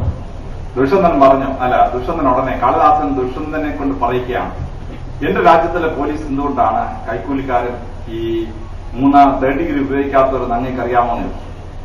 മന്ത്രി ഉടനെ അറിയില്ലല്ലോ എന്ന് പറഞ്ഞു. അദ്ദേഹം ദുഷ്യന്തൻ ആ സമയത്ത് പറയുകയാണ്, കാളിദാസൻ ദുഷ്യന്തന്റെ വായിക്കൂടെ പറയുകയാണ്, ഈ കരം പിരിക്കാൻ വന്നൊരു നാച്ചുറൽ പ്രോസസ്സാണ്. അതിനെന്തെങ്കിലും ഭരണകർത്താവ് ബലം പ്രയോഗിച്ചാൽ ആ പോലീസ് കൈക്കൂലി, ആ ഭരണം കൈക്കൂലിയും ദുഷ്പ്രഭുത്വമുള്ള ഒരു ഭരണമായിരിക്കും എന്നുള്ളതാണ്. ഇപ്പൊ പ്രാചീന ഭാരതത്തിലെ കരം പിരിക്കുന്നതിനെ പറ്റി അഡ്മിനിസ്ട്രേഷന്റെ ബേസിക് പ്രിൻസിപ്പിളാണ്. ഹിന്ദു ധർമ്മത്തിനകത്ത് കരം പിരിക്കുന്നതിനെ പറ്റിയുള്ള കൺസെപ്റ്റാണ്. അതൊരു നാച്ചുറൽ പ്രോസസ് ആയിരിക്കണം എന്നാണ്. എന്നിട്ട് ദുഷ്യന്തൻ ഒരു എപ്പിക് സിമിലി പ്രയോഗിക്കുകയാണ്. കാളിദാസന്റെ എപ്പിക് സിമിലി അതിസുന്ദരം എന്നേ പറയാൻ പറ്റുള്ളൂ. അതേപോലെ എന്താണ് ഈ കരം പിരിക്കാൻ പറഞ്ഞത്? അതിരാവിലെ ഉണർന്നെഴുന്നേൽക്കുമ്പോൾ പുൽക്കൊടിയുടെ ഇതളുകളിൽ തങ്ങി നിൽക്കുന്ന മഞ്ഞുതുള്ളികളെ സൂര്യഭഗവാൻ ബാഷ്പീകരിച്ച് ആകാശത്തെ കൊണ്ടുപോയി.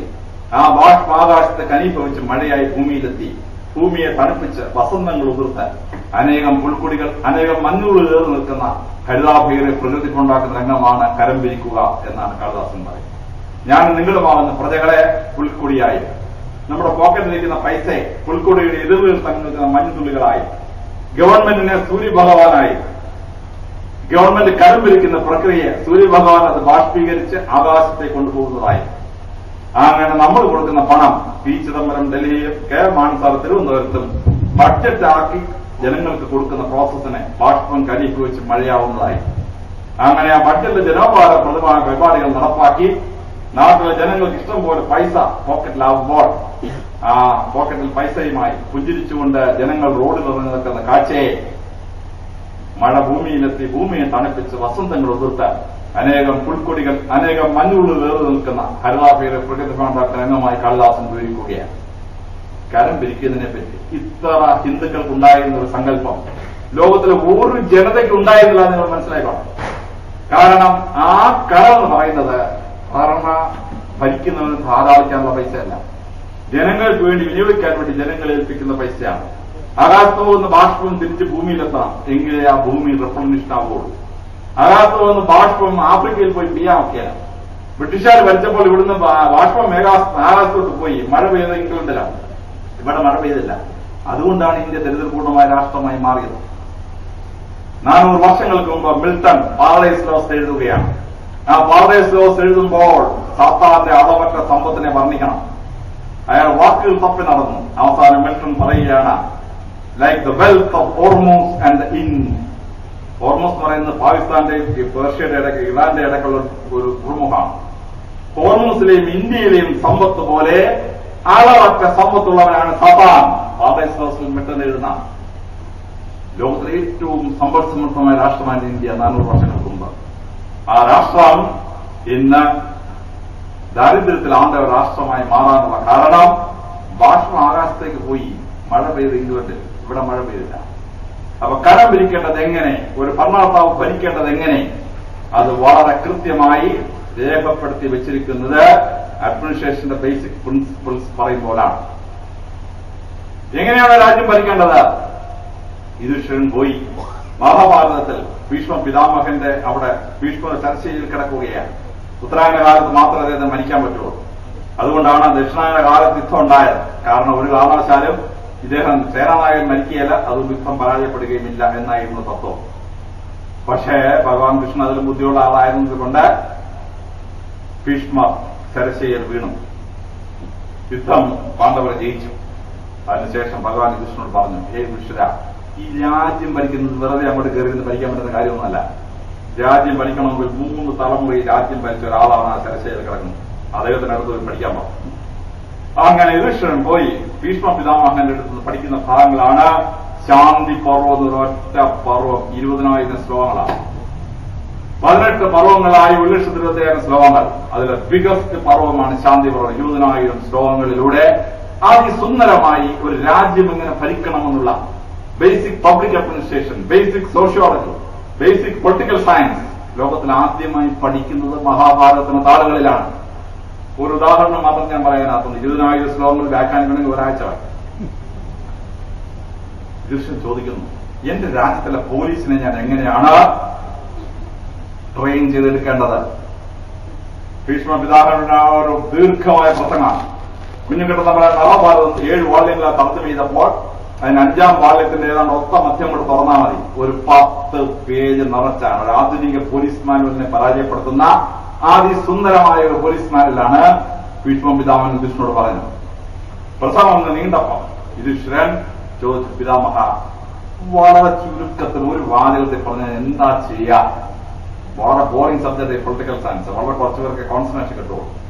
യുധിഷ്ഠിരന് കോൺസെൻട്രേഷൻ പോയി. അപ്പൊ യുധിഷ്ഠിരൻ പറഞ്ഞു, ഒരു വാചകത്തിൽ പറഞ്ഞ എന്താ പിതാമഹൻ ഞാൻ ചെയ്യേണ്ടത്? പിതാമഹൻ അതിസുന്ദരമായിട്ടാണ് ഭരണകർത്താവിന്റെ പോലീസിന്റെ പരമമായ കർത്തവ്യം എന്താണ് എന്ന് പറയുന്നത്. സ്ത്രീയാന്ന പുരുഷം സർവാഭരണം വിഭൂഷിതം നിർഭയാ ചരകെ പ്രതിപദ്യന്റെ ഇനി രക്ഷതി ഭൂമിവ.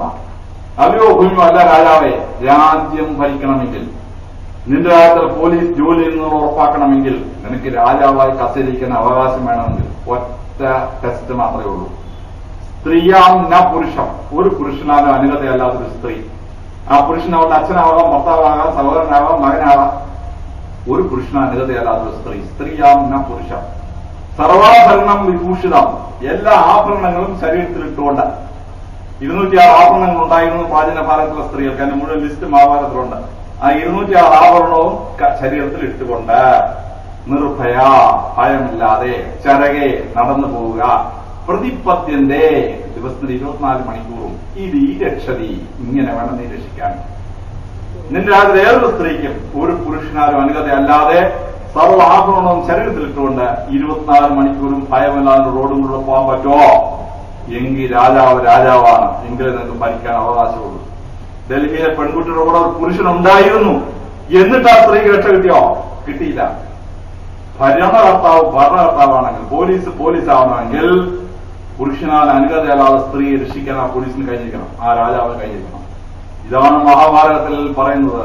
ഭരിക്കേണ്ടത് എങ്ങനെ, ഭരണം എങ്ങനെ നടത്തണം, അതിസുന്ദരമായി വ്യാഖ്യാനിക്കുകയാണ് മഹാഭാരതത്തിന്റെ താളുകളിൽ നമ്മൾ കാണുന്ന അത്ഭുതകരമായ ബേസിക് പബ്ലിക് അഡ്മിനിസ്ട്രേഷൻ.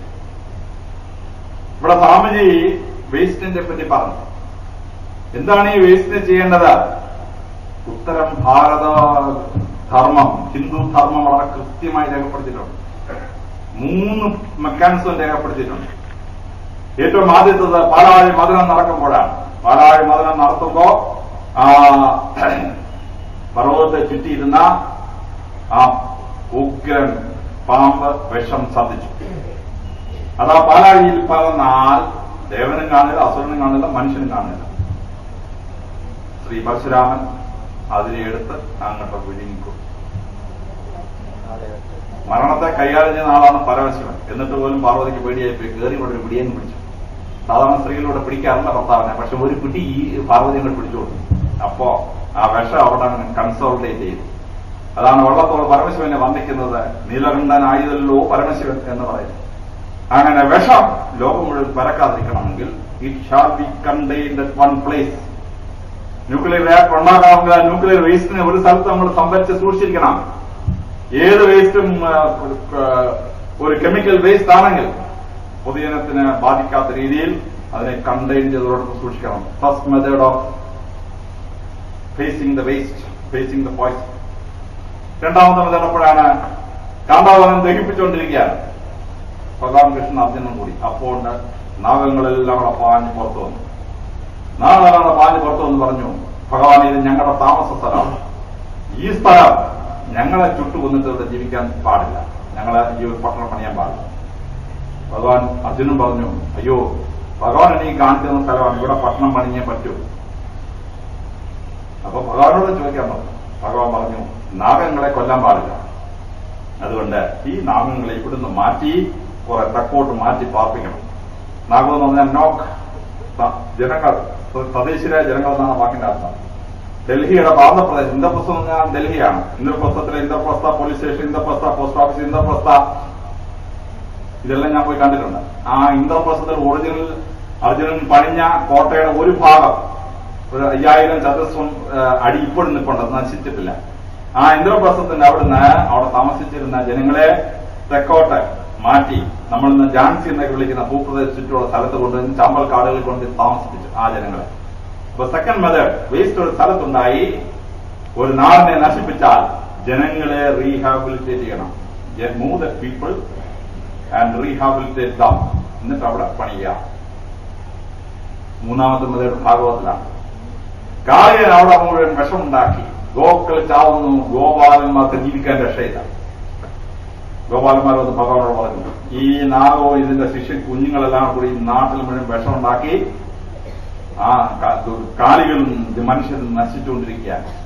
ഒരു ഫാക്ടറി ഒരു സ്ഥലത്ത് വന്ന് അപ്പം മുഴുവൻ വിഷമുണ്ടാക്കി ജനങ്ങൾക്ക് കുഴപ്പമുണ്ടാക്കിക്കൊണ്ടിരിക്കുകയാണ്. ഈ ഫാക്ടറി എന്ത് ചെയ്യണം? ആലുവ ഫാക്ടറി വിഷം കലർത്തുകയാണ് നദിയിൽ. ജപ്പാനിലെ ഫാക്ടറി വിഷം ഉണ്ടാക്കി, മെർക്കുറി ഉണ്ടാക്കി, അവിടെ 10,000 പേരങ്ങ് മരിച്ചുപോയി. 1,00,000 പേർക്ക് അപകടം ഉണ്ടായി. എൻഡോസൾഫാൻ നാട്ടിലെ ജനങ്ങൾ മുഴുവൻ രോഗം വരികയാണ്. What to do? ഭഗവാൻ വന്ന് മൂന്നാമത്തെ മുതൽ കാണിച്ചു തരാണ്. ഭഗവാൻ വന്ന് കാളിയനെ വെല്ലുവിളിച്ചു. കാളിയൻ വിട്ടുകൊടുത്തില്ല. ഞാൻ ഫാക്ടറിയാണ്, എനിക്ക് 500 കോടിയുടെ ഇൻവെസ്റ്റ്മെന്റ് ഉണ്ട്, നീന്റെ പാർട്ട്ണർ പോന്നായി ഫാക്ടറിയുടെ ഉടമസ്ഥൻ. ഭഗവാൻ വെള്ളത്തിൽ ചാടി, കാളിൽ ചാടി ഈ പാമ്പിനെ ഓരോരോ പണങ്ങൾ ചവിട്ടി അങ്ങോട്ട് താക്കുക. അതിസുന്ദരമായ ഒരു വ്യാഖ്യാനിച്ചിട്ടുള്ള നാരായണീയത്തിലാണ്, നെൽപ്പത്തൂർ നാരായണ പദ്ധതി. അതിസുന്ദരമായ ശബ്ദഘോഷണം കൊണ്ട് നടക്കുന്ന എന്താണെന്ന് ധ്വനിപ്പിക്കത്തക്ക രീതിയിലാണ് നാരായണീയത്തിൽ അത് വിവരിച്ചിട്ടുള്ളത്. ഞാൻ സംസ്കൃതം പഠിച്ചിട്ടില്ല, ഞാനൊരു ജനറൽ റീഡർ ഓഫ് ദ ബുക്കാണ്. പക്ഷെ എങ്കിലും അത് വായിച്ചു നോക്കുമ്പോഴാണ് ഇതിന്റെ ആ ശബ്ദധോരണി കൊണ്ട് യുദ്ധം എങ്ങനെ ഉണ്ടാക്കുന്നു എന്നതാണ്. അത് അതിക്ഷു വിദക്ഷു പദക്ഷു വിധ പ്രഭിതോദര വാരി നിതാന്ത പരേ അതഗാതുരഗാതുരഗാധിപതി കഥവാത്തമശാന്ത വിഷാന്തമാണെന്നാണ്. വല്ല തെറ്റൊന്നെ സംസ്കൃതം കൊണ്ടുമ്പോൾ ക്ഷമിച്ചോണം, എനിക്ക് സംസ്കൃതം പഠിച്ചിട്ടില്ല എന്നൊക്കെ ഓർമ്മയും ചൊല്ലുന്നതാണ്. അപ്പോൾ ആ ശ്ലോകം ചൊല്ലുമ്പോൾ തന്നെ യുദ്ധം നടക്കുന്നു നമുക്ക് മനസ്സിലാക്കാൻ പറ്റും. അങ്ങനെ കാളിയനെ പരാജയപ്പെട്ടു. കാളിയൻ പറഞ്ഞു, ഭഗവാനെ എനിക്കും എന്റെ മക്കൾക്കും ജീവിക്കാൻ അവകാശമില്ലേ? ഭഗവാൻ നിനക്കും നമുക്കും ജീവിക്കാൻ അവകാശമുണ്ട്, പക്ഷെ ഇവിടെ ഗോക്കളെയും മനുഷ്യനെയും കൊന്നിട്ട് എനിക്ക് ജീവിക്കാൻ കഴിയില്ല. ഹിമാലയ സാനുക്കളുടെ അടിയിൽ പോയി അവിടെ പോയി ജീവിച്ചോളാം. അങ്ങനെ കാളിയനെ അവിടുന്ന് ട്രാൻസ്പ്ലാന്റ് ചെയ്തു. ട്രാൻസ്പ്ലാന്റ് ഹിമാലയ പർവ്വതത്തിന്റെ സാനുക്കളുടെ അടിവാരത്തിൽ കൊണ്ട് താമസിച്ചു.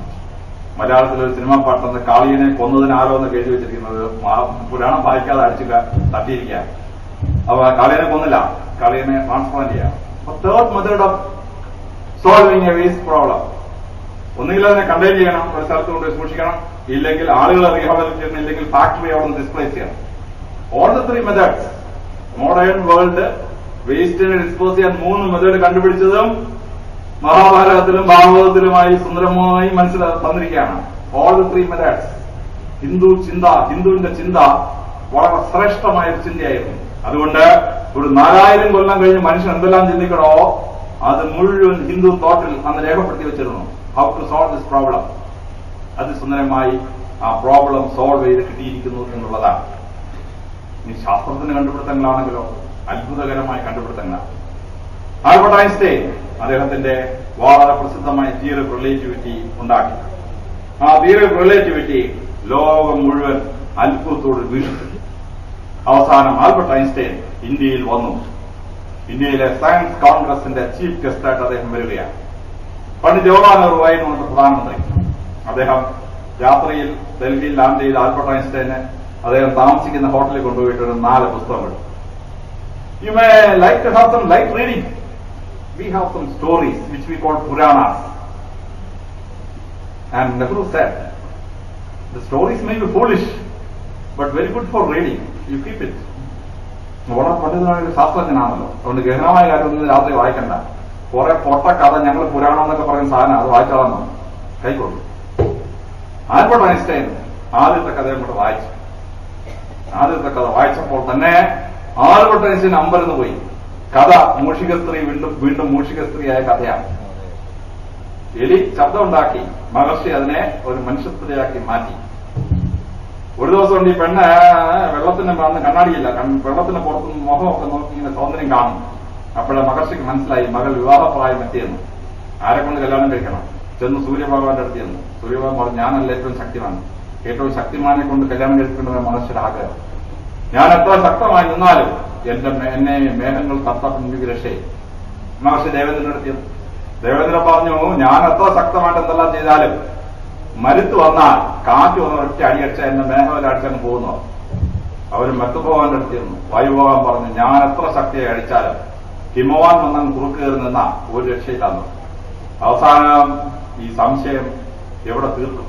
അവർ ബ്രഹ്മലോകത്തേക്ക് പോയി. ബ്രഹ്മലോകത്തേക്ക് മഹർഷിയും മോളും കൂടെ പോയി ബ്രഹ്മാവിനോട് സംശയം ചോദിച്ചു. ബ്രഹ്മാവ് പറഞ്ഞു, സംശയം വളരെ ജനുവിനാണ്. ആ മലയെ തുറന്ന് കയറിക്കൊണ്ട് പോകുന്ന ഒരു എലിയുണ്ട്. ഈ കുട്ടി പണ്ട് എലിയായിരുന്നല്ലോ, അതിനെ വീണ്ടും അങ്ങ് എലിയാക്കി ഒരു എലിയുടെ കൂടെ കല്യാണം കഴിച്ച് വിട്ടാക്കാൻ പറഞ്ഞു. അത് കഴിഞ്ഞ് ബ്രഹ്മാവ് ഈ മഹർഷിയോട് പറഞ്ഞു, ഭൂഗോളം പോകുന്ന വേഗതയും ബ്രഹ്മലോകം പോകുന്ന വേഗതയും രണ്ടും 2 വേഗതയാണ്. ആയതിനാൽ നിങ്ങൾ ഈ സ്വർഗലോകത്തിൽ ബ്രഹ്മലോകത്ത് 5 സെക്കൻഡ് 5 മിനിറ്റേ കഴിഞ്ഞിട്ടുള്ളൂ. ഈ 5 മിനിറ്റ് കൊണ്ട് ഭൂമിയിൽ ഏതാണ്ട് 5000 വർഷമോ 50,000 വർഷമോ കഴിഞ്ഞിരിക്കുകയാണ്. നിങ്ങൾ ഇനി തിരിച്ച് ഭൂമി ചെല്ലുമ്പോൾ നിങ്ങൾ അവിടെ കണ്ട ആരെയും കാണാൻ പറ്റിയല്ല. കാരണം thousands of generations of past. Einstein ചാടി എഴുന്നേറ്റു. ഇതാണ് തിയറി ഓഫ് റിലേറ്റിവിറ്റി. ഒരു ലോകം എത്ര വേഗത്തിൽ സഞ്ചരിക്കുന്നുവോ അത്രയും വേഗത്തിൽ സമയം വേഗത കുറയ്ക്കും. ഒരു ലോകം പ്രകാശ വേഗത്തിൽ സഞ്ചരിച്ചാൽ അവിടെ സമയം നിശ്ചലം, പിന്നെ സമയം മുമ്പോട്ട് പോവുകയില്ല. പ്രകാശത്തെക്കാൾ വേഗത്തിൽ എന്തെങ്കിലും പോയാൽ സമയം പുറകോട്ട് പോകും. അപ്പൊ ഒരു ഗോളം സഞ്ചരിക്കുന്ന സ്പീഡാണ് സമയം പോകുന്നത്. This is what Einstein theory of relativity. ഈ റിലേറ്റിവിറ്റി തിയറിയാണ് ഈ മൂഷിക സ്ത്രീ വീണ്ടും മൂഷിക സ്ത്രീയായ കഥയിൽ പറയുന്നത്. ഫൂളിഷ് സ്റ്റോറി എന്ന് പറഞ്ഞാൽ നെഹ്റു കൊടുത്ത കഥയാണ്. ഐൻസ്റ്റൈൻ ചാടി എഴുതിട്ടു. രാത്രി 11 മണിയാണ്. അദ്ദേഹം നെഹ്റുവിനെ വിളിച്ചു. നെഹ്റു രാത്രി 1 മണി വരെ വർക്ക് ചെയ്യുന്ന ആളാണ്. വിളിച്ചു വെച്ചു, I'm Albert Einstein. Nehru, what happen? Some problem in the hotel? ഞാൻ പറഞ്ഞു, അതല്ല mister Nehru, you told the stories are foolish, but the first story I read is my theory of relativity written 5000 years ago. ഞാൻ വലിയ കാര്യമാണ്, ആന കാര്യമെന്നും പറഞ്ഞ് കൊണ്ടുനടക്കുന്ന സാധനം നിങ്ങളുടെ ഹിന്ദു തിയറി, ഹിന്ദു കഥകളിൽ 1000കണക്കിന് വർഷത്തിന് മുമ്പ് രേഖപ്പെടുത്തി വെച്ചിരിക്കുകയാണ്. ഐൻസ്റ്റൈൻ പിറ്റേ ദിവസം രാവിലെ സയൻസ് കോൺഗ്രസ് ഉദ്ഘാടനം ചെയ്യുന്ന പ്രസംഗമുണ്ട്. ആ പ്രസംഗത്തിൽ പറയുന്നത്, whatever I have invented is nothing but what your Hindu thinkers have wrote 4000 years back. ക്ഷമാപണത്തോടുകൂടിയാണ് ഐൻസ്റ്റൈൻ തന്റെ തിയറി ഓഫ് റിലേറ്റിവിറ്റി അവിടെ അവതരിപ്പിക്കുന്നത്. ഭൂഗോളം ഉരുണ്ടതാണ്, ഇത് അവൻ സായിപ്പ് കണ്ടുപിടിച്ചാണെന്ന് സായിപ്പ് ഇങ്ങനെ ഇളകൊണ്ട് നടക്കായിരുന്നു. അതങ്ങനെ സായിപ്പന്മാർ ഇന്ത്യയിൽ വന്നു. അപ്പൊ നമ്മളെ ഈ ഭൂമിയെ വിളിക്കുന്ന പേര് തന്നെ ഭൂഗോളം എന്നാണ്. നമ്മളത് ഉരുണ്ടതാണെന്ന് 5000 കൊല്ലത്തിന് മുമ്പ് കണ്ടുപിടിച്ചിരുന്നു. ഈജിപ്തുകാരും ബാബിലോൺകാരും ചൈനക്കാരും പേർഷ്യക്കാരും 6 ഗ്രഹങ്ങൾ 6 പ്ലാനറ്റ്സ് ഉണ്ടെന്നേ പറഞ്ഞിരുന്നുള്ളൂ. പക്ഷേ കഴിഞ്ഞ 180 കൊല്ലം കൊണ്ടാണ് യുറാനസ്, നെപ്റ്റ്യൂൺ, പ്ലൂട്ടോ എന്ന 3 ഗ്രഹങ്ങൾ കണ്ടുപിടിച്ചത്. പക്ഷേ വരാഹമിഹിരന്റെ പുസ്തകത്തിൽ 1400 കൊല്ലത്തിന് മുമ്പ് എഴുതിയ പുസ്തകത്തിനകത്ത് വ്യാഴം കഴിഞ്ഞ കണ്ടകൻ, സമരസൻ, ബ്രഹ്മസൂരി എന്ന 3 ഗ്രഹങ്ങളുടെ പേര് എഴുതി വെച്ചിട്ടുണ്ട്. പ്ലൂട്ടോ വരെയുള്ള പേരുകൾ കൃത്യമായി അയാൾ രേഖപ്പെടുത്തി വെച്ചിട്ടുണ്ട് 1500 കൊല്ലത്തിന് മുമ്പ്. ബിഗ് ബാങ് തിയറി എന്ന് പറഞ്ഞൊരു തിയറി കൊണ്ടുവന്ന സാഹിത്യം. ലോകം മുഴുവൻ ആദ്യം ഒരു ചെറിയ അണ്ടമായിരുന്നു. അത് എക്സ്പ്ലോഡ് ചെയ്തപ്പോഴാണ് ഈ പ്രപഞ്ചവും മിൽക്കി വേ ഒക്കെ ഉണ്ടായത്. വലിയ കണ്ടുപിടുത്തമാണെന്നാണ് 150 കൊല്ലത്തിൽ സാഹിബ് പറഞ്ഞത്. അവര് ഇന്ത്യയിൽ വന്നപ്പോൾ അവന്മാർ ഇന്ത്യയുടെ പുരാണ കഥയൊക്കെ വായിച്ചപ്പോൾ ബ്രഹ്മാണ്ഡ കഥാഹം എന്ന് തന്നെയാണ് ഇവിടെ വെച്ചിരിക്കുന്നത്. ഈ ബിഗ് ബാങ് തിയറി നമ്മൾ 10,000 വർഷത്തിന് മുമ്പേ കണ്ടുപിടിച്ചു കഴിഞ്ഞു. അത്ഭുതകരമായ സംഭവമാണ്. 9 മണി കഴിഞ്ഞിരിക്കുന്നത് നിങ്ങൾ ഓൾറെഡി വീട്ടിൽ പോകേണ്ട സമയമായി. ഞാൻ ഒരു കഥയോടെ പറഞ്ഞ് അവസാനിപ്പിക്കാം.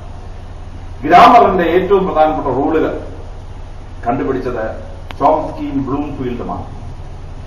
ചോംസ്കിയും ബ്ലൂംഫീൽഡും ഈ കഥകളൊക്കെ കണ്ടുപിടിച്ചത് ഗ്രാമറിന്റെ റൂൾസ് എല്ലാം കണ്ടുപിടിച്ച ശേഷം ലോകം മുഴുവൻ പ്രസംഗ പരിപാടി നടത്തിക്കൊണ്ടിരിക്കുകയായിരുന്നു.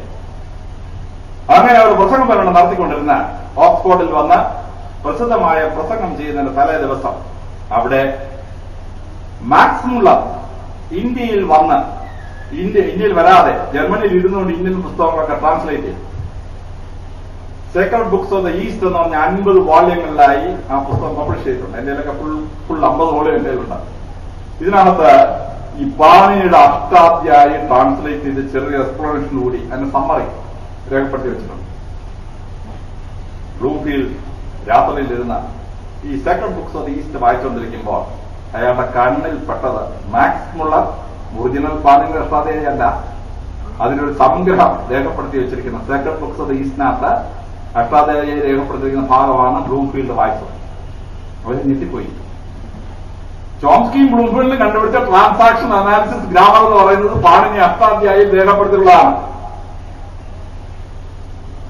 പിറ്റേ ദിവസം അദ്ദേഹം പ്രസിദ്ധമായ പ്രസംഗം ഓക്സ്ഫോർഡിൽ ചെന്ന പ്രസംഗം പ്രിന്റഡ് ഫോമിൽ നമുക്ക് കിട്ടിയിരുന്നു. അദ്ദേഹം പറയുകയാണ്, whatever we have invented is nothing but footnotes to what Panini wrote 2700 years ago. ഞങ്ങളെ കണ്ടുപിടിച്ചത് മുഴുവൻ പാണിനിയുടെ അഷ്ടാധ്യായിയുടെ ഫുട് നോട്ട്സ് അടിക്കുറിപ്പുകൾ മാത്രമാണ്. അതിനുശേഷം ബ്ലൂംഫീൽഡ് പറയുന്ന വാചകം, Panini's Ashtadhyayi is the greatest monument of human intelligence on the surface of the earth. ഭൂമിയിൽ മനുഷ്യൻ ജീവിച്ചിരുന്നപ്പോൾ അവൻ ഇന്റലിജൻസ്, അവന്റെ ബുദ്ധി എവിടം വരെ ചെല്ലാം എന്നുള്ളതിന്റെ അളവ് പോലാണ് ഈ പാണിനിയുടെ അഷ്ടാധ്യായി ചോംസ്കിയും ബ്ലൂംഫീൽഡും ചൊല്ലിട്ടു. ഇന്ത്യയുടെ ഹൈന്ദവ ധർമ്മം, ഇന്ത്യയുടെ ഹൈന്ദവ ചിന്താഗതി ലോകത്തെ മുഴുവൻ അമ്പരപ്പിച്ച ഒരു സാധനമാണ്. എൽ ഭാഷ അദ്ദേഹത്തിന്റെ പ്രസിദ്ധമായ പുസ്തകം the wonder I found that was India എന്ന വായിക്കാൻ കഴിവുള്ള ആ പുസ്തകം വായിക്കണം. ഒരു സാഹിബാണ്. ലോകത്തിലെ കണ്ടുപിടുത്തങ്ങൾ സാഹിബിന്റെ വിശ്വസിച്ച ഒരു കാലഘട്ടത്തിലാണ് ഇന്ത്യയെ പറ്റി എൽ ഭാഷ പഠിച്ചത്. ആ എൽ ഭാഷയുടെ പ്രസിദ്ധമായ പുസ്തകം 1000 പേജുള്ള പുസ്തകമാണ് the wonder I found that was India. ഇന്ത്യയുടെ മഹത്തായ ഗ്രന്ഥങ്ങളെ പറ്റി പഠിക്കുമ്പോൾ, ഇന്ത്യയുടെ മഹത്തായ ചിന്താസരണിയെ പറ്റി പഠിക്കുമ്പോൾ ലോകത്തെ അമ്പരപ്പിച്ച ഏറ്റവും വലിയ ചിന്താസരണിയാണ് ഹൈന്ദവ ചിന്താസരണി എന്ന് പറയുന്നത്. ആ ഋഷി പരമ്പരകളുടെ, ആയിരക്കണക്കിന് ഋഷി പരമ്പരകളുടെ ചരിത്രം നമ്മളെ അമ്പരപ്പിക്കുന്നതാണ്. കുംഭമേള നടക്കാൻ പോവാണ്. 2 മാസം കഴിഞ്ഞ് കുംഭമേള വരാൻ പോവാണ്. കഴിഞ്ഞ കുംഭമേളയുടെ സമയത്ത് യൂറോപ്പിലൊക്കെ പത്രങ്ങളിൽ വാർത്ത വന്നു. എന്താണ്? നഗ്നരായ കുറെ സന്യാസിമാർ ഇങ്ങനെ വന്നിട്ട് കുംഭമേള നടത്താൻ പോകുന്നു. ഇതൊക്കെ മഹാഭിപ്രായങ്ങളാകുന്ന രീതിയിലാണ് വാർത്ത വന്നത്. ലണ്ടൻ ടൈംസിന്റെ ലേഖകർ അവരുടെ പത്രാധിക സമിതി ഈ കുംഭമേളയെ പറ്റി റിപ്പോർട്ട് കൊടുക്കാൻ പോകുന്നു. അങ്ങനെ അവർ ഹിമാലയ സ്ഥാനങ്ങളിൽ ഒരുപാട് സന്യാസിമാരുണ്ടല്ലോ, ആ ഇറങ്ങി വരുന്ന സന്യാസിയുടെ ലിസ്റ്റ് നമ്പർ എടുക്കാൻ തീരുമാനിച്ചു. ഞങ്ങൾ ലണ്ടൻ ടൈംസിന്റെ എഡിറ്റോറിയൽ ടീം ഹിമാലയത്തിൽ നിന്ന് എത്ര സന്യാസിമാർ ഇറങ്ങി വരുന്നു നോക്കിയപ്പോൾ they counted up to 6 lakhs. ഹിമാലയത്തിൽ 1-2 സന്യാസികളൊന്നുമല്ല, ആ കുംഭമേളയിൽ പങ്കെടുക്കാൻ ഇറങ്ങി വന്നത് 6 ലക്ഷം. കുംഭമേളയിൽ പങ്കെടുക്കാതെ അവിടെ ഇരിക്കുന്നത് വേറെയുണ്ട്. അവരിൽ പലരോടും സംസാരിച്ചപ്പോഴാണ് അവരുടെ പാണ്ഡിത്യത്തിന് മുമ്പിൽ ലണ്ടൻ ടൈംസ് അമ്പരന്ന് പോയി. ലോകത്തെ അമ്പരപ്പിച്ച ഈ വലിയ ഋഷിമാരുടെ പരമ്പര നമുക്ക് അത്ഭുതം കൂറുന്ന ഒന്നാണ്. ഞാൻ പ്രയാഗിൽ പോയി. ഞാൻ ആ ബോട്ടിൽ ഇരുന്നുകൊണ്ട് ഗംഗാനദിയുടെ വെള്ളത്തിലും തൊട്ടു. എന്റെ ശരീരം മുഴുവൻ രോമാഞ്ചം കൊണ്ടുപോയി. കാരണം ഞാൻ പഠിച്ച ഋഷിവര്യന്മാർ ജീവിച്ചിരുന്ന ഹിമാലയ സ്ഥാനങ്ങളിൽ നിന്ന് ഒഴുകി വരുന്ന ഈ മഹത്തായ ഗംഗ, ഇപ്പോഴവിടെ ഇരിക്കുന്ന എത്രയോ ഹിമാലയ മഹാന്മാരായ സന്യാസിമാർ കുളിച്ച് അല്ലെങ്കിൽ അവരുടെ ശരീരത്തിൽ തഴുകി വരുന്ന ഈ വെള്ളം ഇതാണല്ലോ ഞാൻ തൊട്ട ഗംഗ എന്നെനിക്ക് മനസ്സിലായപ്പോൾ എന്റെ ശരീരം മുഴുവൻ രോമാഞ്ചം കൊണ്ടു എന്നുള്ളതാണ് സത്യം.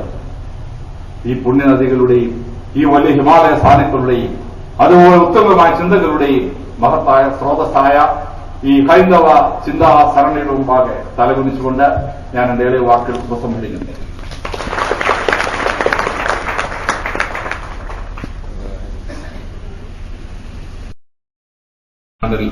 ആരംഭിച്ച് 14ാം നൂറ്റാണ്ട് വരെ സ്ഥാപിക്കപ്പെട്ട ക്ഷേത്ര സമുച്ചയങ്ങൾ എന്നാണ് ചരിത്രത്തിൽ അറിയപ്പെടുന്നത്. കേരളം ഭരിച്ചിരുന്ന അച്യുത വികണ്ഠൻ എന്ന് പറയുന്ന ഒരു ചക്രവർത്തിയാണ് ഇണ്ടിളയപ്പൻ ക്ഷേത്രങ്ങൾ കേരളത്തിൽ സ്ഥാപിച്ചത് എന്ന് പറയുന്നു. അദ്ദേഹം 6ാം നൂറ്റാണ്ടിൽ ജീവിച്ചിരുന്ന ഒരാളാണ്. അതുകൊണ്ട് 6ാം നൂറ്റാണ്ടിനും 14ാം നൂറ്റാണ്ടിനും ഇടയ്ക്ക് ഏത് നൂറ്റാണ്ടിലാണ് ഈ ക്ഷേത്രം ഉണ്ടാക്കിയതെന്ന് എനിക്ക് അറിഞ്ഞുകൂടാ. എങ്കിലും ഒരു 1000 കൊല്ലമെങ്കിലും പഴക്കമുള്ള മഹത്തായ ഒരു പാരമ്പര്യ ക്ഷേത്രത്തിന്റെ മുമ്പിൽ നിന്ന് സംസാരിക്കുന്നത് എന്നെ കോരിത്തരിപ്പിക്കുന്ന ഒരു വലിയ അനുഭവമാണ്.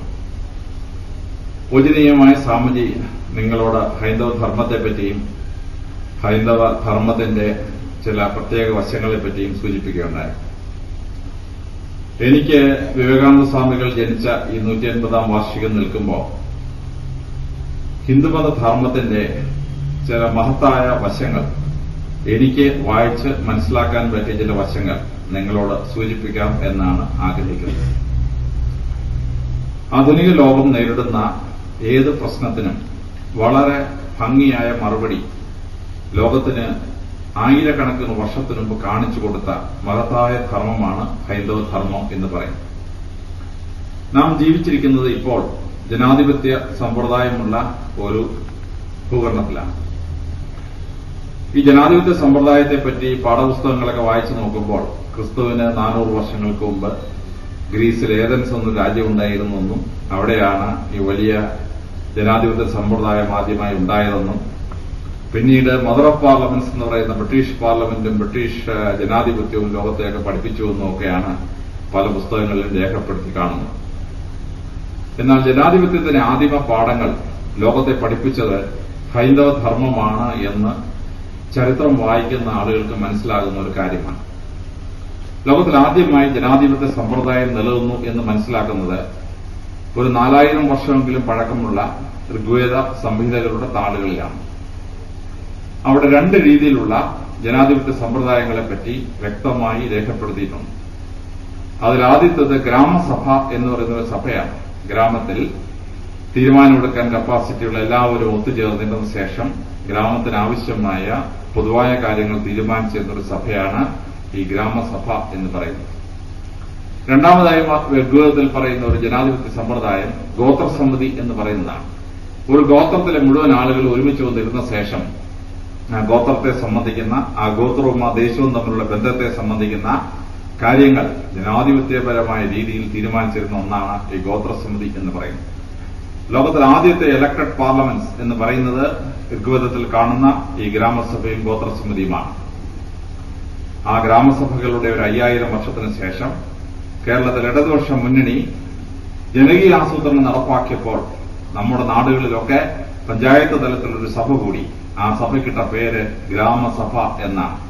അറിഞ്ഞോ അറിയാതെയോ 5000 കൊല്ലങ്ങൾക്ക് മുമ്പുള്ള ഋഗ്വേദത്തിന്റെ താളുകളിൽ പറയുന്ന ഒരു ജനാധിപത്യ സമ്പ്രദായം കേരളത്തിന്റെ മണ്ണിൽ ഉണ്ടായപ്പോൾ ആ ചരിത്രത്തിന്റെ അനുസ്യൂതമായ യാത്രയിലുണ്ടായ ഒരു പുനഃസമാഗമം എന്നെ കോരിത്തരിപ്പിച്ച ഒരു അനുഭവമാണ്. ക്രിസ്തുവിന് 700 വർഷങ്ങൾക്ക് മുമ്പ് ഏതൻസിൽ ജനാധിപത്യം കാണുന്നതിന് 700 വർഷങ്ങൾക്ക് മുമ്പ് ലിച്ഛാവികൾ എന്നൊരു രാജവംശം അല്ലെങ്കിൽ ഒരു ജനാധിപത്യ സമ്പ്രദായം ഇന്ത്യയിൽ നിലനിന്നു. ആ ലിച്ഛാവി രാജവംശത്തിലെ രാജകുമാരി ബുദ്ധഭഗവാന്റെ അമ്മയായ മായാദേവിയായിരുന്നു എന്ന് ചരിത്രം വായിക്കുന്ന എല്ലാവർക്കും അറിയാവുന്ന കാര്യമാണ്. ഈ ലിച്ഛാവികൾ ഒരു ജനാധിപത്യ സമ്പ്രദായത്തിൽ ജീവിച്ചിരുന്ന ആളുകളാണ്. അവർക്കൊരു രാജാവ് എന്ന് പറയുന്ന ഒരു സംഗതി ഉണ്ടായിരുന്നില്ല. 30ഓളം